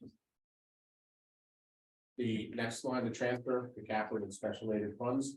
As you see, there is no increase or decrease. If you recall, last year, we did have an increase of $200,000 from the 21-22 school year to 22-23, and that was for the initiation of the 3-phase bathroom project. The other area of the special aid special aided funds, that's primarily for the summer special ed program. So to describe the transfer to capital, what is that for? In this particular case, the elementary buildings, phase 1 through 3 for the bathroom renovations. Last year, we completed Lincoln Avenue. We're looking to do phase 1 of Sunrise Drive, and the only reason it's phased in phase 1 and 2 of Sunrise is based on the cost of materials and labor, and also the number of bathrooms and what actually needs to be done. Should that come to fruition, the third part, which would be the 24-25 school year, would be the second part of Sunrise Drive and Cherry Avenue, a total of 12 bathrooms. I just want to add to this, the last thing I want to spend $1 million on is bathrooms, but when you go around and you see the cracks and the holes and the stuff, these bathrooms are old. I mean, so, on the one hand, I don't want to hear about bathrooms because what do you get? It's a bathroom. But at the same time, you can't ignore them any further because they're just in such disrepair. So that's why I want to do this in conjunction with the capital reserve, so we can hit the classrooms that we need to for instructional purposes, while also fixing our plan to making sure the bathrooms are usable by the kids. And to maintain the consistency of the phase project within all the elementary buildings, as we did identify, they were the ones in most need. As mentioned, the transfer to the special aid fund represents the district's cost share of the summer special ed program and other associated special ed programs. So to kind of give an idea of the bathroom renovations, what have been the end results, this is what a completed bathroom renovation at the high school looks like. It's a single stall, I just want to make sure. At Lincoln Avenue, this is the end result, and this is what we do project the Sunrise Drive bathroom alteration would also look like, including the school colors that are displayed on the walls. Some of the staff bathrooms, and this is kind of what spurned everything, was a little over a year ago when we did have that pipe explosion, a pipe leak at Lincoln Avenue in the staff bathroom, and kind of going in and seeing that it really required more than just a couple of cosmetic changes. Now, to discuss what we just talked about, the capital reserve fund, we have brought this up in previous meetings, but just to go into detail, what is a capital reserve fund? It is a fund that's available for financing project costs for which bonds may also be issued, but expenditures must be specific. For example, purchase of school bus, facility construction, equipment, etc. Annual appropriations to fund reserves further authorized by voters. Funds may not be expended without voter approval. This is the key thing. The board can approve the deposit into the reserve, but any sort of expenditure has to be on a ballot. Proposition to use these funds must be specific to a set of projects and dollar amounts. So for example, just broad based, if you want to do, let's say, masonry reconstruction at Sayville High School for $500,000, semicolon. Steam lab renovations at Cherry Avenue, $250,000, semicolon, et cetera. So that proposition to expend the monies has to be in that fashion. Funds may also be invested in accordance with section 11 of the general municipal law, similar to any of our other reserves. Other data points: it does require voter approval to create a capital reserve fund. It's unfortunately not something that the board can just approve and establish. That is something the voters must say yay or nay to. Existing budget monies, as previously described, would be used to capitalize the new fund. That means any surpluses, should the board deem they want it in that fund, would be used to fund the capital reserve. So in any given year, if the district spends less money than it had anticipated, and there are surplus monies, they may be transferred by board approval at the end of the fiscal year into the newly established reserve fund. It can only be used for capital projects. It's very important to understand that, because it is, again, examples: redesign of classrooms, new stage lighting, windows, doors, boilers, electrical, plumbing, masonry, and other facility improvements. That's not all that it can be used for, but I'm just giving broad-based examples of some of the types of work that can be done from the capital reserve. This fund would utilize existing budget monies and allow the district to avoid long-term borrowing through bond issuances, and passage of this proposition will not increase taxes because it is held separate and apart from the general fund. So, yeah. I still don't understand why, if we put money in, let's say, a savings account for a capital project, Sure. why do we still have to put it out to the voters when we're not going for a bond or anything? So In other words, if we want to put windows here and it's gonna cost $10,000. And we have that money, why would we have to have approval? any sort of capital work has to be approved by the voters. And for example, in the 9900 code, which I had just described, the transfer to capital line there, Okay. technically speaking, that is actually voter approved because it's in the budget. They're voting for voting for authorization to do these renovations using these monies. When I put a transfer to capital line into the budget, it's not just $1 million and then we figure it out later.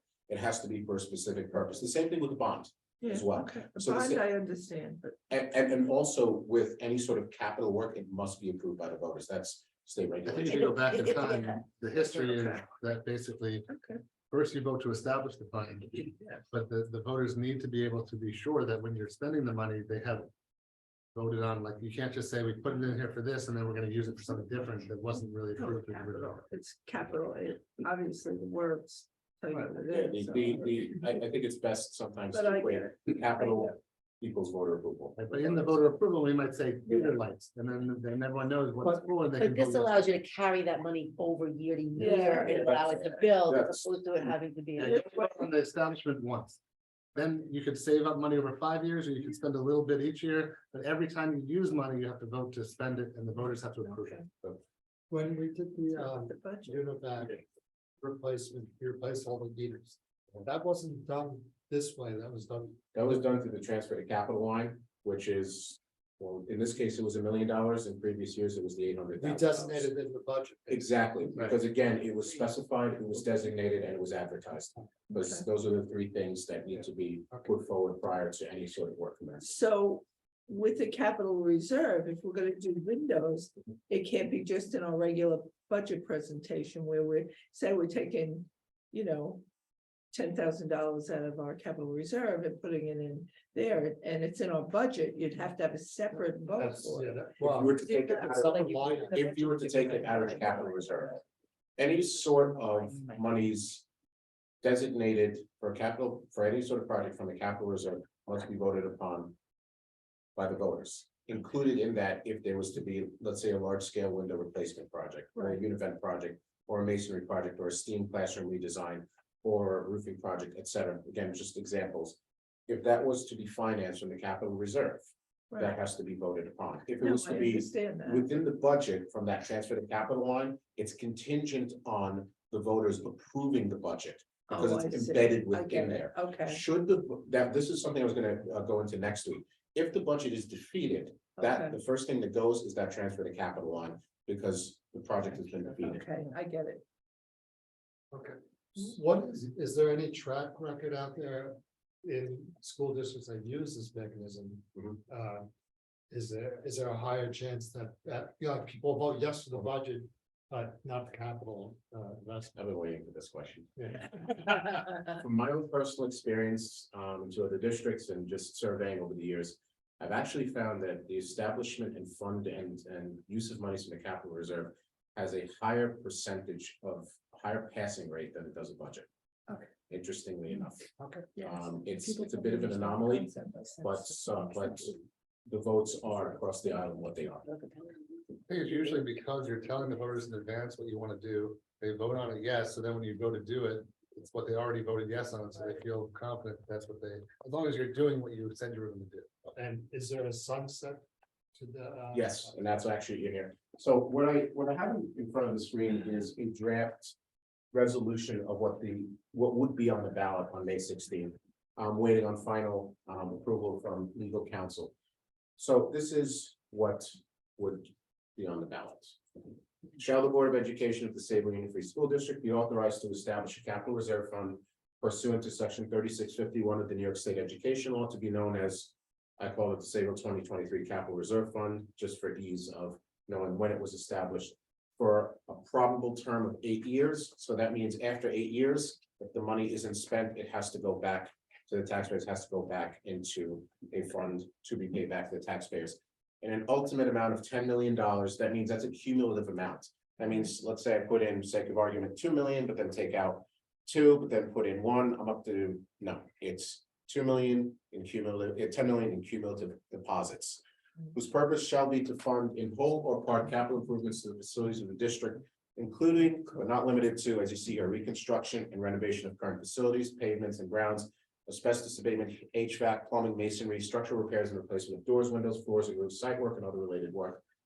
With such funds to be obtained from end of year budget surplus funds and other funds that may be legally appropriated, and the interest accrued on such funds over the term of the capital reserve fund. Now, that is basically not saying we're going to do this now or then, because we don't know what we're going to do in 5, 6, 7 years, but it's giving a very general overview of the type of work that would be necessary and appropriate from the capital reserve fund. Also, just as an example, so we have the word asbestos in there because we don't know if we open up a science lab and there's asbestos, we have to have an asbestos abatement.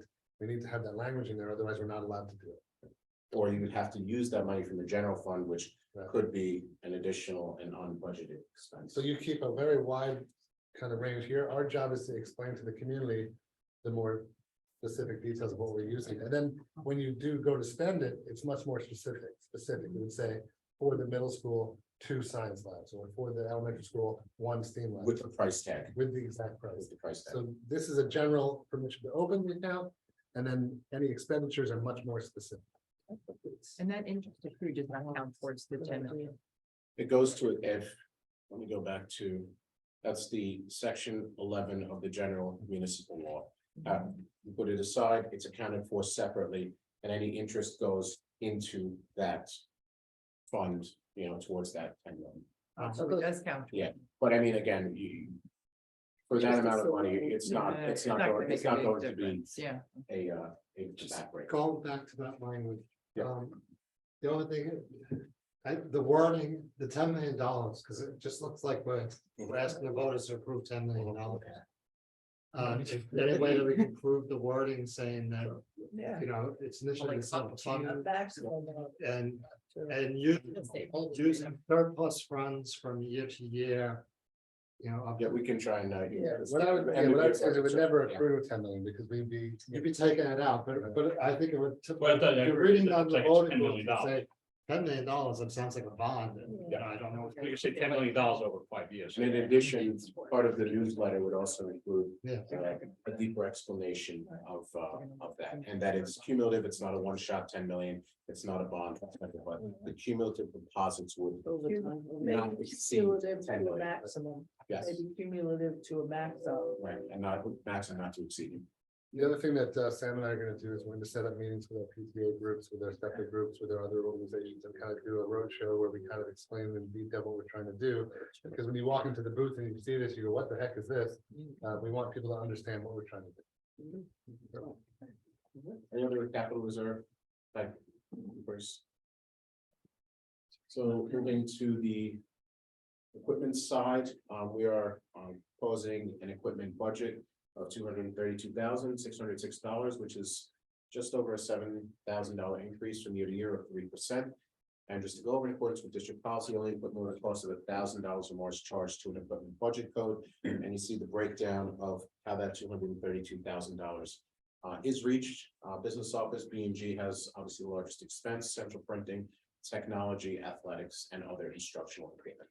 Do we have a listing of the equipment in our books? You should, yes. There's. Yeah, it should be at least in the budget description. It should be. Yeah. 5-year trend. Another multicolored graph showing the expenses over the years. And now shifting from the expense side back to the revenue side, a review of the revenue side of the budget. We do have a slight increase for the 2023-24 school year. Foundation aid, again, as mentioned, we do have the minimum 3% due as a result from the educational rights lawsuit settled about 1.5 years ago. The state did rely on federal stimulus monies to close their deficit. That is something that the state did rely on in developing this year's budget. We did increase state aid by $240,000, again, due to the increase in foundation aid. Our other income increased by about $610,000. We do use our fund balances and reserves purposefully to offset any sort of decreasing or limited revenues and to stay within the tax cap. Overall, $5.95 million is being appropriated from fund balance and reserves. And as mentioned before, 2.85 is our tax levy limit, our tax rate, or it equates to an estimated $228 annually or $19 a month as an increase. There's been some talk about the withholding Medicaid funding from the government. Have you heard anything about that? I heard it in passing. However, it's again, no real traction with that stuff. As you see the proposed revenue and tax rate schedule, our state aid, our pilot payments, our other income, and our total state aid and other income exclusive of the tax levy is about $32.5 million. Our fund balances and reserves, $5.9 million, and you see the property tax increase of 2.85% equates to $63.6 million. And the total revenue budget, which equates to a 2.77% budget to budget increase, 2.85% tax levy increase. So another graphic, which I'm sure you've seen in the past, your school tax dollar revenues. State aid, as you see, is about 27.5%. On the left, going from left to right, your investment income, which has been quite a bit to 575,000. Property taxes are obviously the largest share of the pie. Applied fund balance, a little bit smaller share, about 6%. Pilots just under 1%, and our other income categories at 3.1%. 3.05%, excuse me. One of the charts that you have seen, the fund balance reserve analysis, which I also brought up a couple of weeks ago at the high school, just to show where our reserves stand year over year, our restricted fund balances, our assigned fund balances, and our total fund balances. One of the reasons you do see a shift is because there was a large number of retirements last year and other expenses related to which those sick day payments are paid from a specific reserve. So that's where you see one of the larger variations. Okay. So going back to the budget proposal from the governor, also known as the executive budget proposal, there is continued funding of foundation aid. That is a state commitment that was brought about by the new governor, stemming from the New York for Students Educational Rights lawsuit. Numbers $34.5 billion or a $3 billion increase for 23-24. Foundation aid, those are your numbers, 24.1 billion or 2.73 billion increase. Our expense-based aids, those are formula driven. There's been no variation in those formulas. And UPK aid, as discussed before, there's an increase of about $161 billion. Continued investment in childcare and UPK to expand the availability for New York's working families. But also, as mentioned before, there is discussion and lobbying to change the formula, change the methodology such that universal pre-K is quote unquote fully funded. Some other highlights that were not apparent or really put forward when the governor's budget came out. Continued waiver of the $35,000 income cap for retirees. That's really meant to recruit people who have retired to fill some very in-need positions. They would retain their full retirement benefits. For teacher and instructional supports, there is a grant known as the Teachers of Tomorrow grant that is in the governor's budget for retention and also incentives so that teachers do not leave the field, but also to recruit teachers.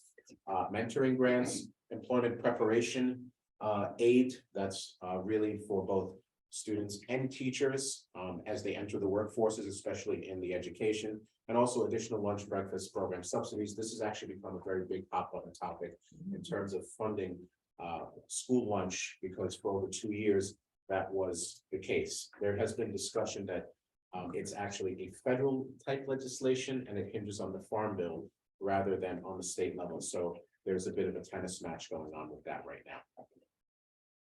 Other things, there is still a requirement for districts to annually submit a progress report on transition to zero emission buses, school-based mental health clinics. There's $10 million in support of that. That could also go up given the changing landscape. A requirement that districts annually report the number of 4-year-olds in pre-K and those that requested pre-K placements, but they could not serve those needs. Continued for 5 more years of school level expenditure reporting, which has been the case for much of the summer reporting, and an additional $10 million in competitive funding for school districts, BOCES, and community colleges to develop a strategic workforce plan. So why do we do all this? And, you know, Dr. Kashani, Dr. Ferris have discussed this in previous meetings. This is why. These are the accomplishments. This is the instructional program. You see what we do here at Sayville and what the fruits of the labor are. The AP courses that are running, those that are enrolled, the AP scholars, 119, that's not a number to sneeze at. Those that are duly enrolled in colleges and universities on the high school level, character education programs, STEM classes, competition placements, RTI, a robust RTI and problem solving teams that just continue to grow, the advanced and organic socio-emotive emotional learning approaches and strategies, and the athletic program distinctions, which truly speak for itself, not just in this bullet, but we all see on a daily basis. Preservation of our rich curricular programs, staff development, the exceptional opportunities for staff and students, and it's measured by not just the students' performance and accolades, but also the pride of the Sayville community. Other items, other data points, 81% of the graduating class last year enrolled in a 4-year higher ed program. 95% went on to a 2 or 4-year institution. Among the Islip cluster, it is tied for the best graduation rate, advanced Regents diploma rate, and the best 4-year college rate. At least 42% were in at least one AP course. Our OCED program enrolled 62 students, and you see the programs that they were enrolled in. Law enforcement, electrical, cosmetology, digital production, and aviation.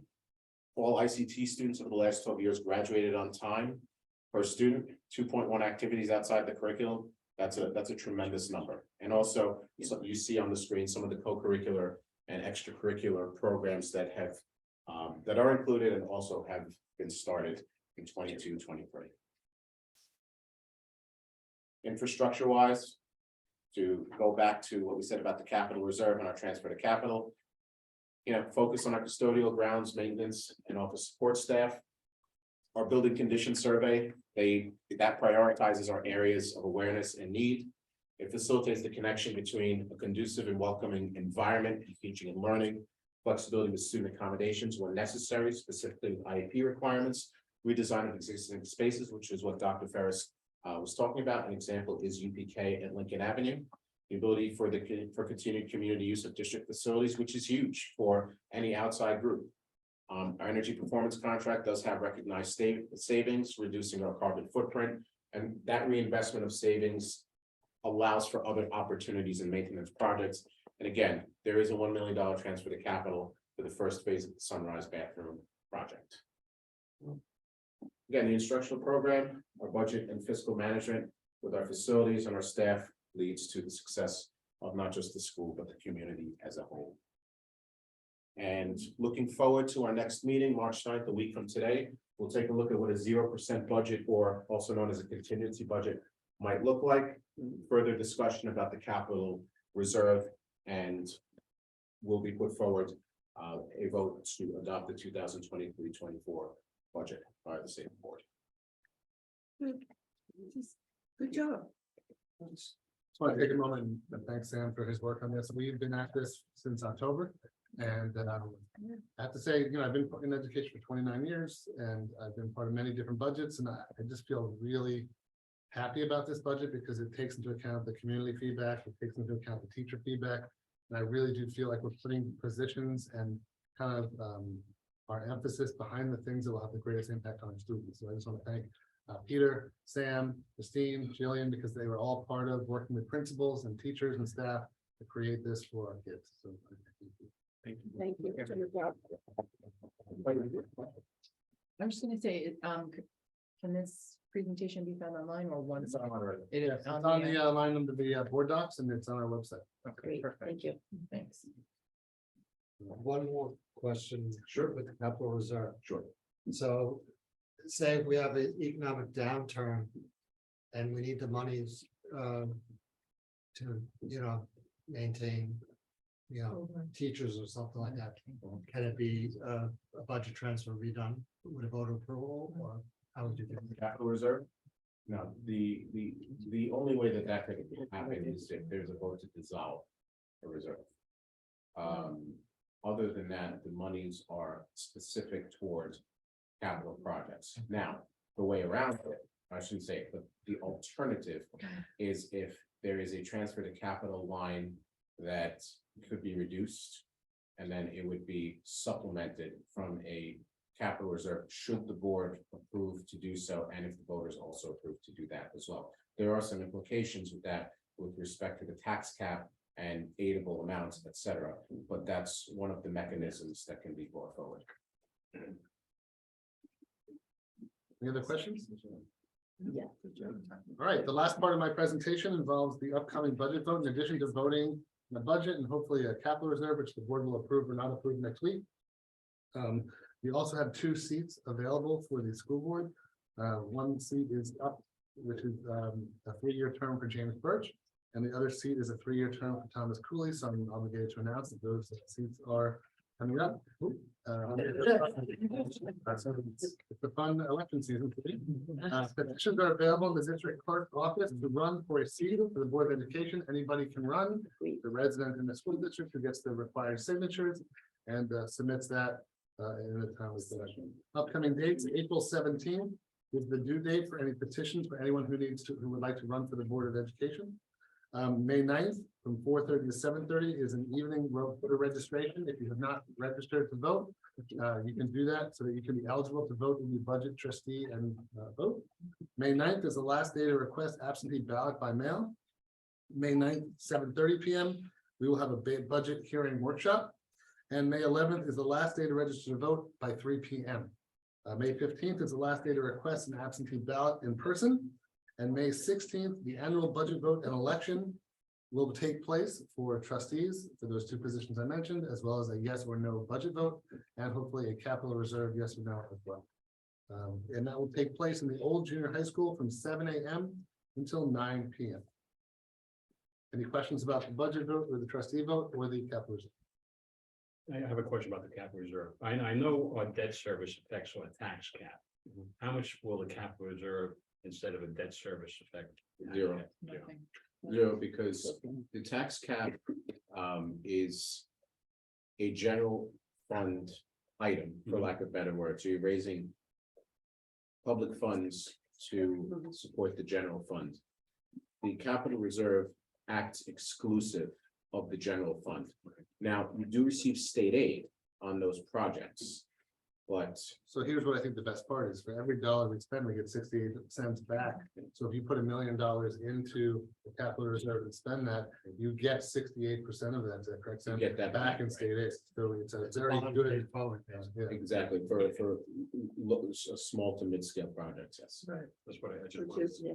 wanted to confirm that. Yep. That's why it's kind of like, if you want to be able to do the projects you want to do, this feels like a no-brainer if the community supports it. so, it's a very good idea. It's a savings account for emergency, or for capital, or not That emergency. you know it's coming, you or have to something do that, it. oh gee, my roof is leaking, I'm gonna have to put a new roof on. It's just more agile than bond. It's a little more agile than the bond, and then it also keeps you from having to go out with a larger bond when the bonds do Yeah, come. You don't have to exactly. go with a big bond because you've taken care of things along the way. I should mention something with the capital reserve, again, just doing a couple in the past. Many of the projects that would be approved from the capital reserve, not all, but the vast majority of them would be completed within that year, or sometimes that's some. So for example, let's say that the project is approved in May, I'm talking down the line for certain items. Because of the nature and the design and also the vision of this particular capital reserve, it's not something that would be prolonged. That would be, all right, 2-3 years down the line, we'll get this done.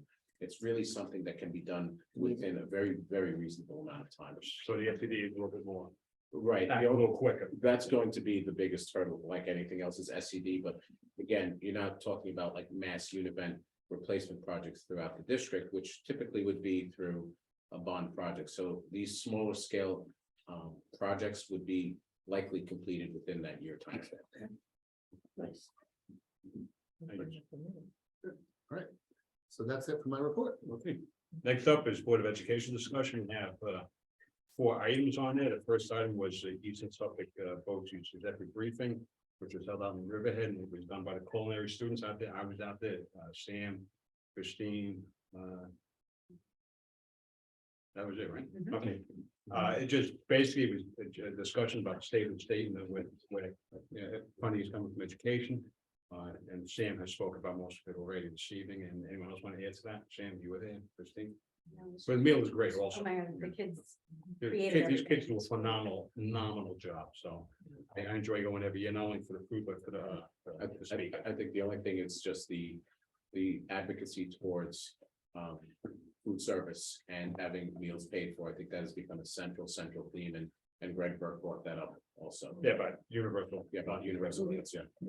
Couple of people said, The second item was Eastern Suffolk Voices nominations. I think on our agenda tonight, we have Fred Langstaff up for nomination. Yeah.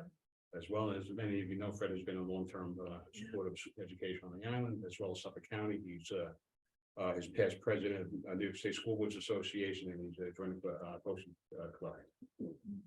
We have a refit legislative breakfast on March 10th. At that breakfast, we have many of our local politicians from Nassau, as well as Suffolk County. I will be attending that as well. I don't know if anyone else would like to attend. Please let Julie know. I forgot where it's being held. It's Wheatley Heights. Wheatley Heights. And if you see the politicians there, you can ask them about our STEAM lab funding. I'm getting to that. Next item on the agenda is a convention, a conversation with Betty Rosa, April 24th. Betty Rosa is Commissioner of Education, so please let Julie know if you want to go. She's always a great speaker. yeah, I would like to come, I'm coming back that day from, a trip, so I'm gonna I'd catch like up. to put in for it. And When's the I deadline? yeah, I'm good to know about. I think the beginning of April, but I'll find it. yeah, I am very interested, but I don't I hate to come back from Europe. I hate to I'm go back. attending it. It's my anniversary, so I'm gonna get one lecture or another, so. But I would really like to, because I'd like to have a real conversation. In addition to that, I received an invitation to attend Long Island Association breakfast tomorrow morning, where we federal people be there, the Esposito, Barbarino and Lota. They're going to talk about the state of the economy on the island, and as well as education. It'll be at the Heritage Club in Bethpage. So I'll put anybody in at the next meeting, Okay, thank you. and that's all I have. Yeah, I just want to say the flag football team has started. Yeah. Yes. Good. So both of my girls are planning to play, it looks like it's gonna be a great program. Coach Stans is, should be very much in for it. I think, a gaggle of girls, a little different than his normal football boys, but, I'm looking forward to it. It looks like it's gonna be great. Yeah, we spoke earlier about, it was one to appreciate how they came to the board meeting. They did that Yeah. so well, similar to what happened with the fencing team and. Yep, And it was so well professionally done by the students and they were able to meet this and have this done for our students and this really. yeah, I think it's gonna be a great, I, opportunity, yeah. I And went they're gonna by need the some booster field. club of funds, so Yeah. let's support them. I went by the field. Uh-huh. I couldn't, I figured it would just, be enough for the kids, maybe. There's a tremendous amount of kids. Oh, there's so much Very interest. Impressed. So much Very interest, the impressed. girls Oh, really good. are Very good. totally, It was good. They totally were- interested, They yeah. were moving the way football players should be moving. He said, who can throw and catch? They're like, we don't know yet. They'll get there. They'll get there. Good, it looks Yeah, great. probably a lot of athletes. They all look like Excited people. about it. Yeah. They're aggressive. Any other questions? Where else?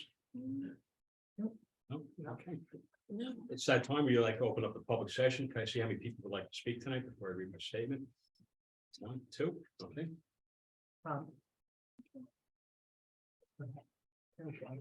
Put it down. Turn it down. Yeah. Yes, it's like, I pour some water on the rocks over here. The Board of Education and Administrators listen carefully to what members of our community have to say. We follow the regulations specified by law and policy as we encourage our community members to offer public comment at Board of Education meetings. The Board of Education requests that anyone who participates in public session demonstrates civility as they address the board and community. Board of Education meetings are held in public view, giving the public the opportunity to watch and listen to the proceedings of the board.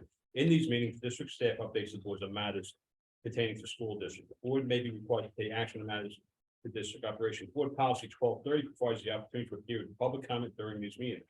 With that in mind, we offer a brief word on the parameters of public comment. 30 minutes will be set aside for comments and questions by the public before the board agenda is moved.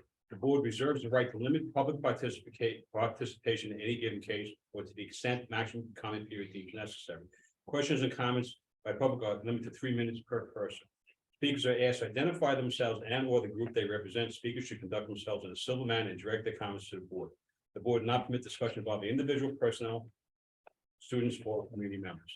Thank you. Yep. Sorry. So first person would like to speak, please stand up. Approach the podium.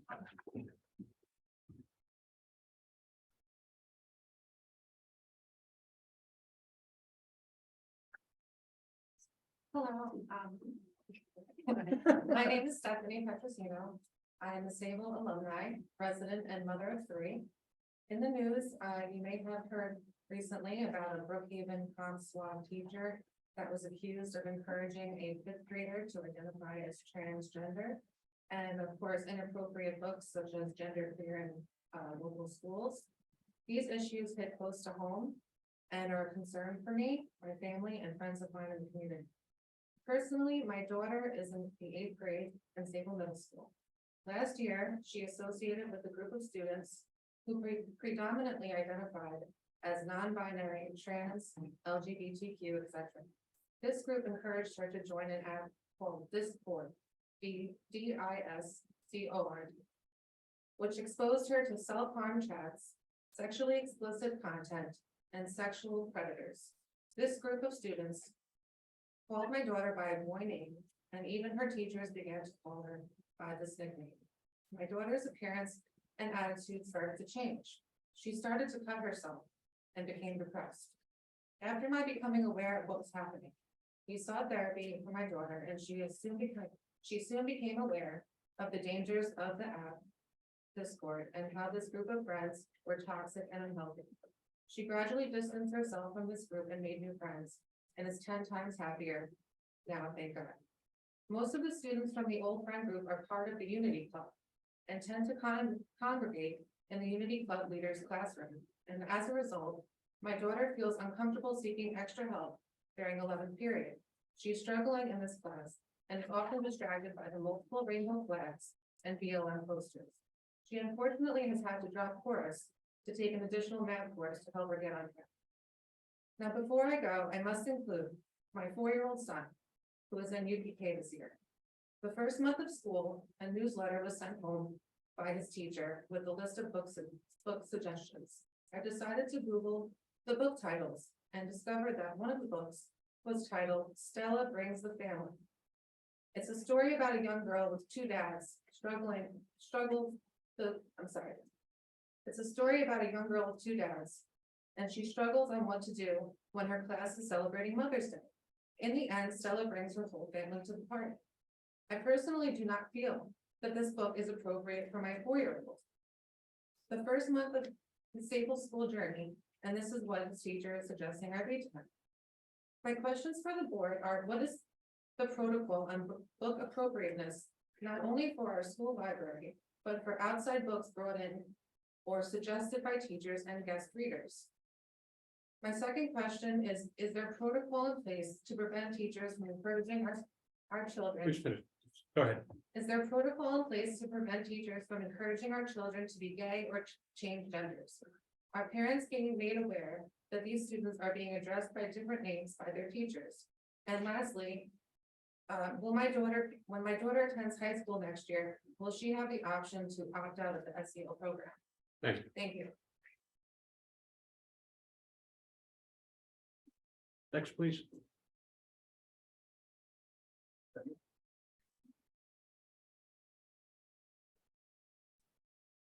Hi, Mike Quintella, welcome. Thank you, sir. Question as it relates to the capital reserve fund. When I hear Dr. Ferris speak about it, to save money put aside to do things for the children like labs and classrooms, it sounds spectacular. It's one of the greatest things, and I wonder why this district hasn't done it in the past.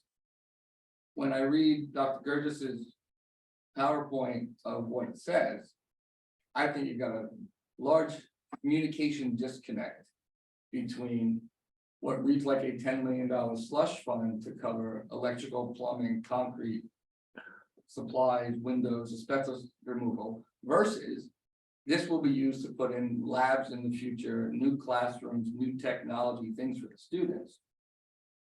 And I think you need to consider that. And I come to these meetings, so I heard the good side of it. Right. 99% of the district does not come to the meeting, and you're gonna say, wait a minute, the board doesn't know how to spend $10 million, so they wanna kind of bury it somewhere else and not tell us, and not have the full picture of, they would get to vote on a new tennis court, vote on a new lab, vote on new things. So I think if you wanna go that way, consider that communication plan. Dr. Ferris, you said you'd have like a roadshow. That's great to tell the teachers, but you need a roadshow to tell the community, or else I'm gonna read that and the board wants $10 million, no. Exactly. Exactly. And so, I mean, this is just. I was like, this is great, he's out of his mind, this is great, he's out of his mind, and it was the same fund, so. Yeah. I think it sounds great to build STEAM labs. I think that's the only other question is related to STEAM labs. But we'll build STEAM labs for the elementary school. Does the middle school and high school have them now? Or are we building labs for the kids to be better college kids 15 years from now? But there's 10 grades in between that are on their own. And is there any crash course for next year's seniors, crash course for next year's juniors to say, hey, although we can't give them a 10-year STEAM approach, can we give them a 9-month intensive so they are better prepared and not just say, well, we dropped the ball 15 years ago. Have fun. Those are my thoughts, those are my questions. Thanks for listening. Okay, thank you. I just want to. First off, I think you're right, communication is key. We have to be extremely transparent about where the money goes, how much money is going through each specific project. I certainly think Dr. Ferris and Dr. Gurgis going on the road is going to help clarify some of those things that may be confusing. I totally agree with you, because I think we don't want the community to be confused about something that we do need just because it gets mixed up in the language and what we wrote. That's my comment. Yeah, I want to answer your questions, but I want to go back to Mrs. Yeah. Sorry, first in order that we read. Yes, I'm sorry. So first off, I want to thank you for coming forward and sharing your story with us. A couple of the answers, just we call kids by their names, and if they ask to have their names changed, we would call their parents and let them know. There is state law and regulation related to that, so we follow the state law. But I do want to kind of put out there very strongly that we as a district do not condone, nor do we support, and nor do our teachers support forcing kids to do something or feel a certain way or be a certain way. That's in my mind, in our teacher's mind, inappropriate. And I've been in many, many classrooms across the district, and I don't see any evidence of that. And I know our principal will be reporting that as a violation of student rights. So we stand firmly against something like that. In terms of book selections, we have curriculum that we choose that I want to clarify. Maybe if we could talk tomorrow about the list that you had, whether it was a list of books that kids are actually reading in class, or it's just a suggestion of possible lists of books that parents could take out of, and read with their kids on their own. So I just want to, at some point clarify that with you. And I would like to ask if we could talk tomorrow, and I just want to get a sense of, did you speak to the principal? Did you speak to the teachers? Did we kind of take actions when those things happen to your child? And I would really want to make sure that we do that. So I really hope that we could talk tomorrow. And then I'd like all those details, and then I can speak to the principals and we'll just kind of get a sense of where we're at and what are we doing to address the situation. In terms of the budget and the capital, I absolutely agree with you. I said to Sam, I wanted to say steam labs and say, well, legally we have to put in electric and asbestos, because what if you open the steam lab wall and you need electric, then you can't do it. So you have to have some of that language in there. But I do think maybe we could work with the legal team to kind of craft the language, because I wanted to say steam labs, science lab. And I'll let Sam just kind of follow up on that page. It's actually an agreement. It's a great question. And, before I even put this up, I kind of anticipated, that there might be some sort of questioning regarding.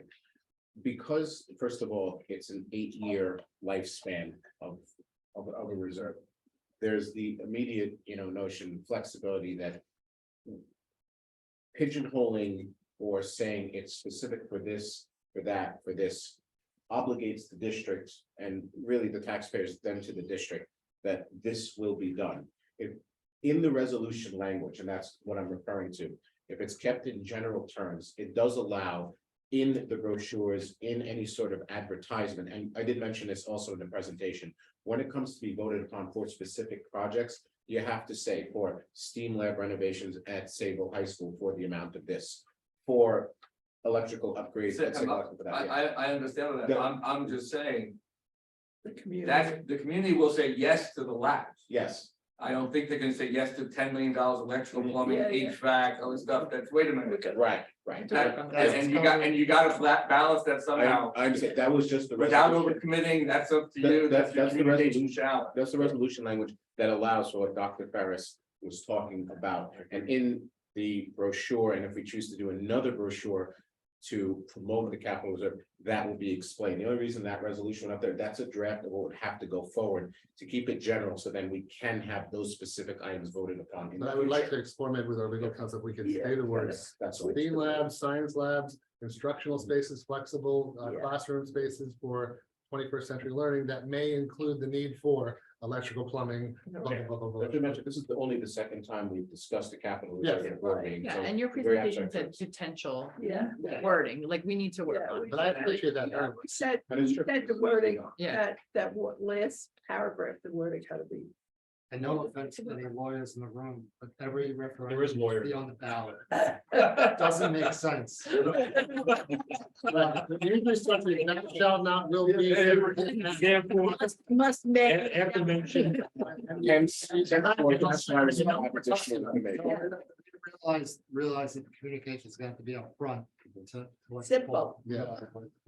I met with the PTA council a month ago just to kind of give them the general sense of where we're heading, and they were very excited about the idea, similar to you. And I think we need to get to the PTA meetings, we need to get to the SEPTA meetings, we need to get to. into the Just to community. some of the community groups. Yeah, I would like to go to the civic Yeah, chamber, yeah. some of the senior citizen homes, Yes. just to kind of really give everybody an understanding of how. Now, I'm very proud of this budget. It's a very kid-centered academic instructional budget. And I think we need to just make sure that everyone is aware of what we're voting. Okay, good. To answer your other question, so the 21st century, science standards, what next generation standards are not new. They've been actually developed over the last 7 years. So our teachers in the high school and the middle school have been trained in those practices and are implementing. I saw a physics lesson the other day, which was doing that at high school, those strategies and those approaches. They are using materials. The labs need to be upgraded, but I don't want you to walk away with the sense that, they're learning old style for 15 years in the high school, and middle school. They're doing these projects. They're just, I watched one of the middle school teachers take their kid into the hallway in that wide open space and do the project there, because the lab was just too small. So, they're doing the projects, they're taking that approach instructionally, but we want to give our teachers the tools and the spaces to do it, the way it's supposed to be. So I don't want you to walk away thinking our teachers are not teaching 21st century approach to science. They are. It's just we need the space for them to maximize. When I heard it from Dr. Sherman, it sounded like this is all great, the project-based learning, all that stuff was great, Yeah. it sounded like it was. I will say at the It was just gonna be started next year, No, at the third grade, I'm like, okay, that's If you great. follow my But Instagram it- page, 10 grades above. if you follow my Instagram page, you'll see some pictures of the kids in the middle school, for example, using the library, because they didn't have a science lab, to design robotic hands. And they, so the teachers are doing it, but I want to give those teachers the tools and the spaces where they can really excel. And then when kids go to college and they go to a real modern lab, they go, oh, I use this tool or this machine or this practice in my science lab in physics.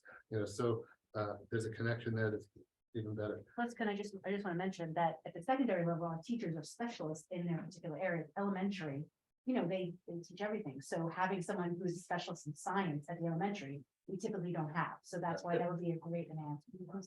Yeah, and that's, the science instruction at the elementary school mostly focuses on English, reading, writing, math, and then we do some social studies and some science. We want to beef that up. We want to make that more, because kids learn to love science when they're young, just like the language program, so that when they get into middle school, they're excited about it, and it's about the exploration. Yeah. Seeing. Yeah. And In Spanish. I didn't realize, I thought it was always STEM, I didn't realize it was STEAM, I didn't know the A. The A is newer, yeah. It's even talking about adding an R for stream to research. So- so I didn't know this- I need to be smart. Any other questions? Learn something new every day. I do have a question. I have a question for Mike. Did we win tonight? What's that? Did we win tonight? The kids won. The kids won. That's Well said, sir. well said. You can go back to sleep. Yeah. That's it for public session. You can move on. Okay. I need a motion to approve minutes of February 9th, 2023. Second. Discussion? All those in favor? Motion carried. I need a motion. Can I call? Without objection. 51263, please. Motion. Discussion? I have discussion. Can we leave out, or can we discuss 504 for a second, or leave that out? All right, so let me call gotta call 51 to 53. Yeah. 55, 56, 61, 62, and 63. We'll call 54 separately. Motion, Second, discussion? No discussion, all those in favor? Motion carried. Need a motion for 54, motion, motion, second, discussion? yes. I just want to point out, I think we just need to change under term. On page 1, I think it should say July 2nd, 2022 to June 30th, 2023. Instead of July 1st. Instead of it's 2021. The years are wrong. Just the years. Years are wrong. ago. You caught that, I didn't catch that. On both. I'll double check on that. Do we because pay back? Sometimes we have to put in a contract for payment, so I have to double check to see if that. Yeah, it doesn't, because it's not clear. We have to. In a subsequent year, we could table. it. Yeah, because. Motion to the table. Okay. Because in the public content, it reads 22 to 23. Yeah, But then me in the too. actual contract itself, Okay. it's 21, 22. Okay. And So it there's- says, Might be yeah, and in the some beginning, extra it stuff. has, it's a 2023, February. Good pickup. 2023. Look at that. Okay, the motion to the table. Motion. Second, Second, all those in favor? Okay, we'll pull up the table next meeting, I guess. Okay. Upcoming dates, 7/1. I think we went on. March 6th, Multicultural Festival, March 9th, Board of Education meeting. Okay. Now I need a motion to go to the executive session, discuss an incident, investigation review, collective bargaining, and a confidential investigation regarding a particular member of the district staff. I need a motion, please. motion. Second, Second. discussion? All those in favor? We're in executive session. Thank you all for coming tonight. Thank you. Sorry.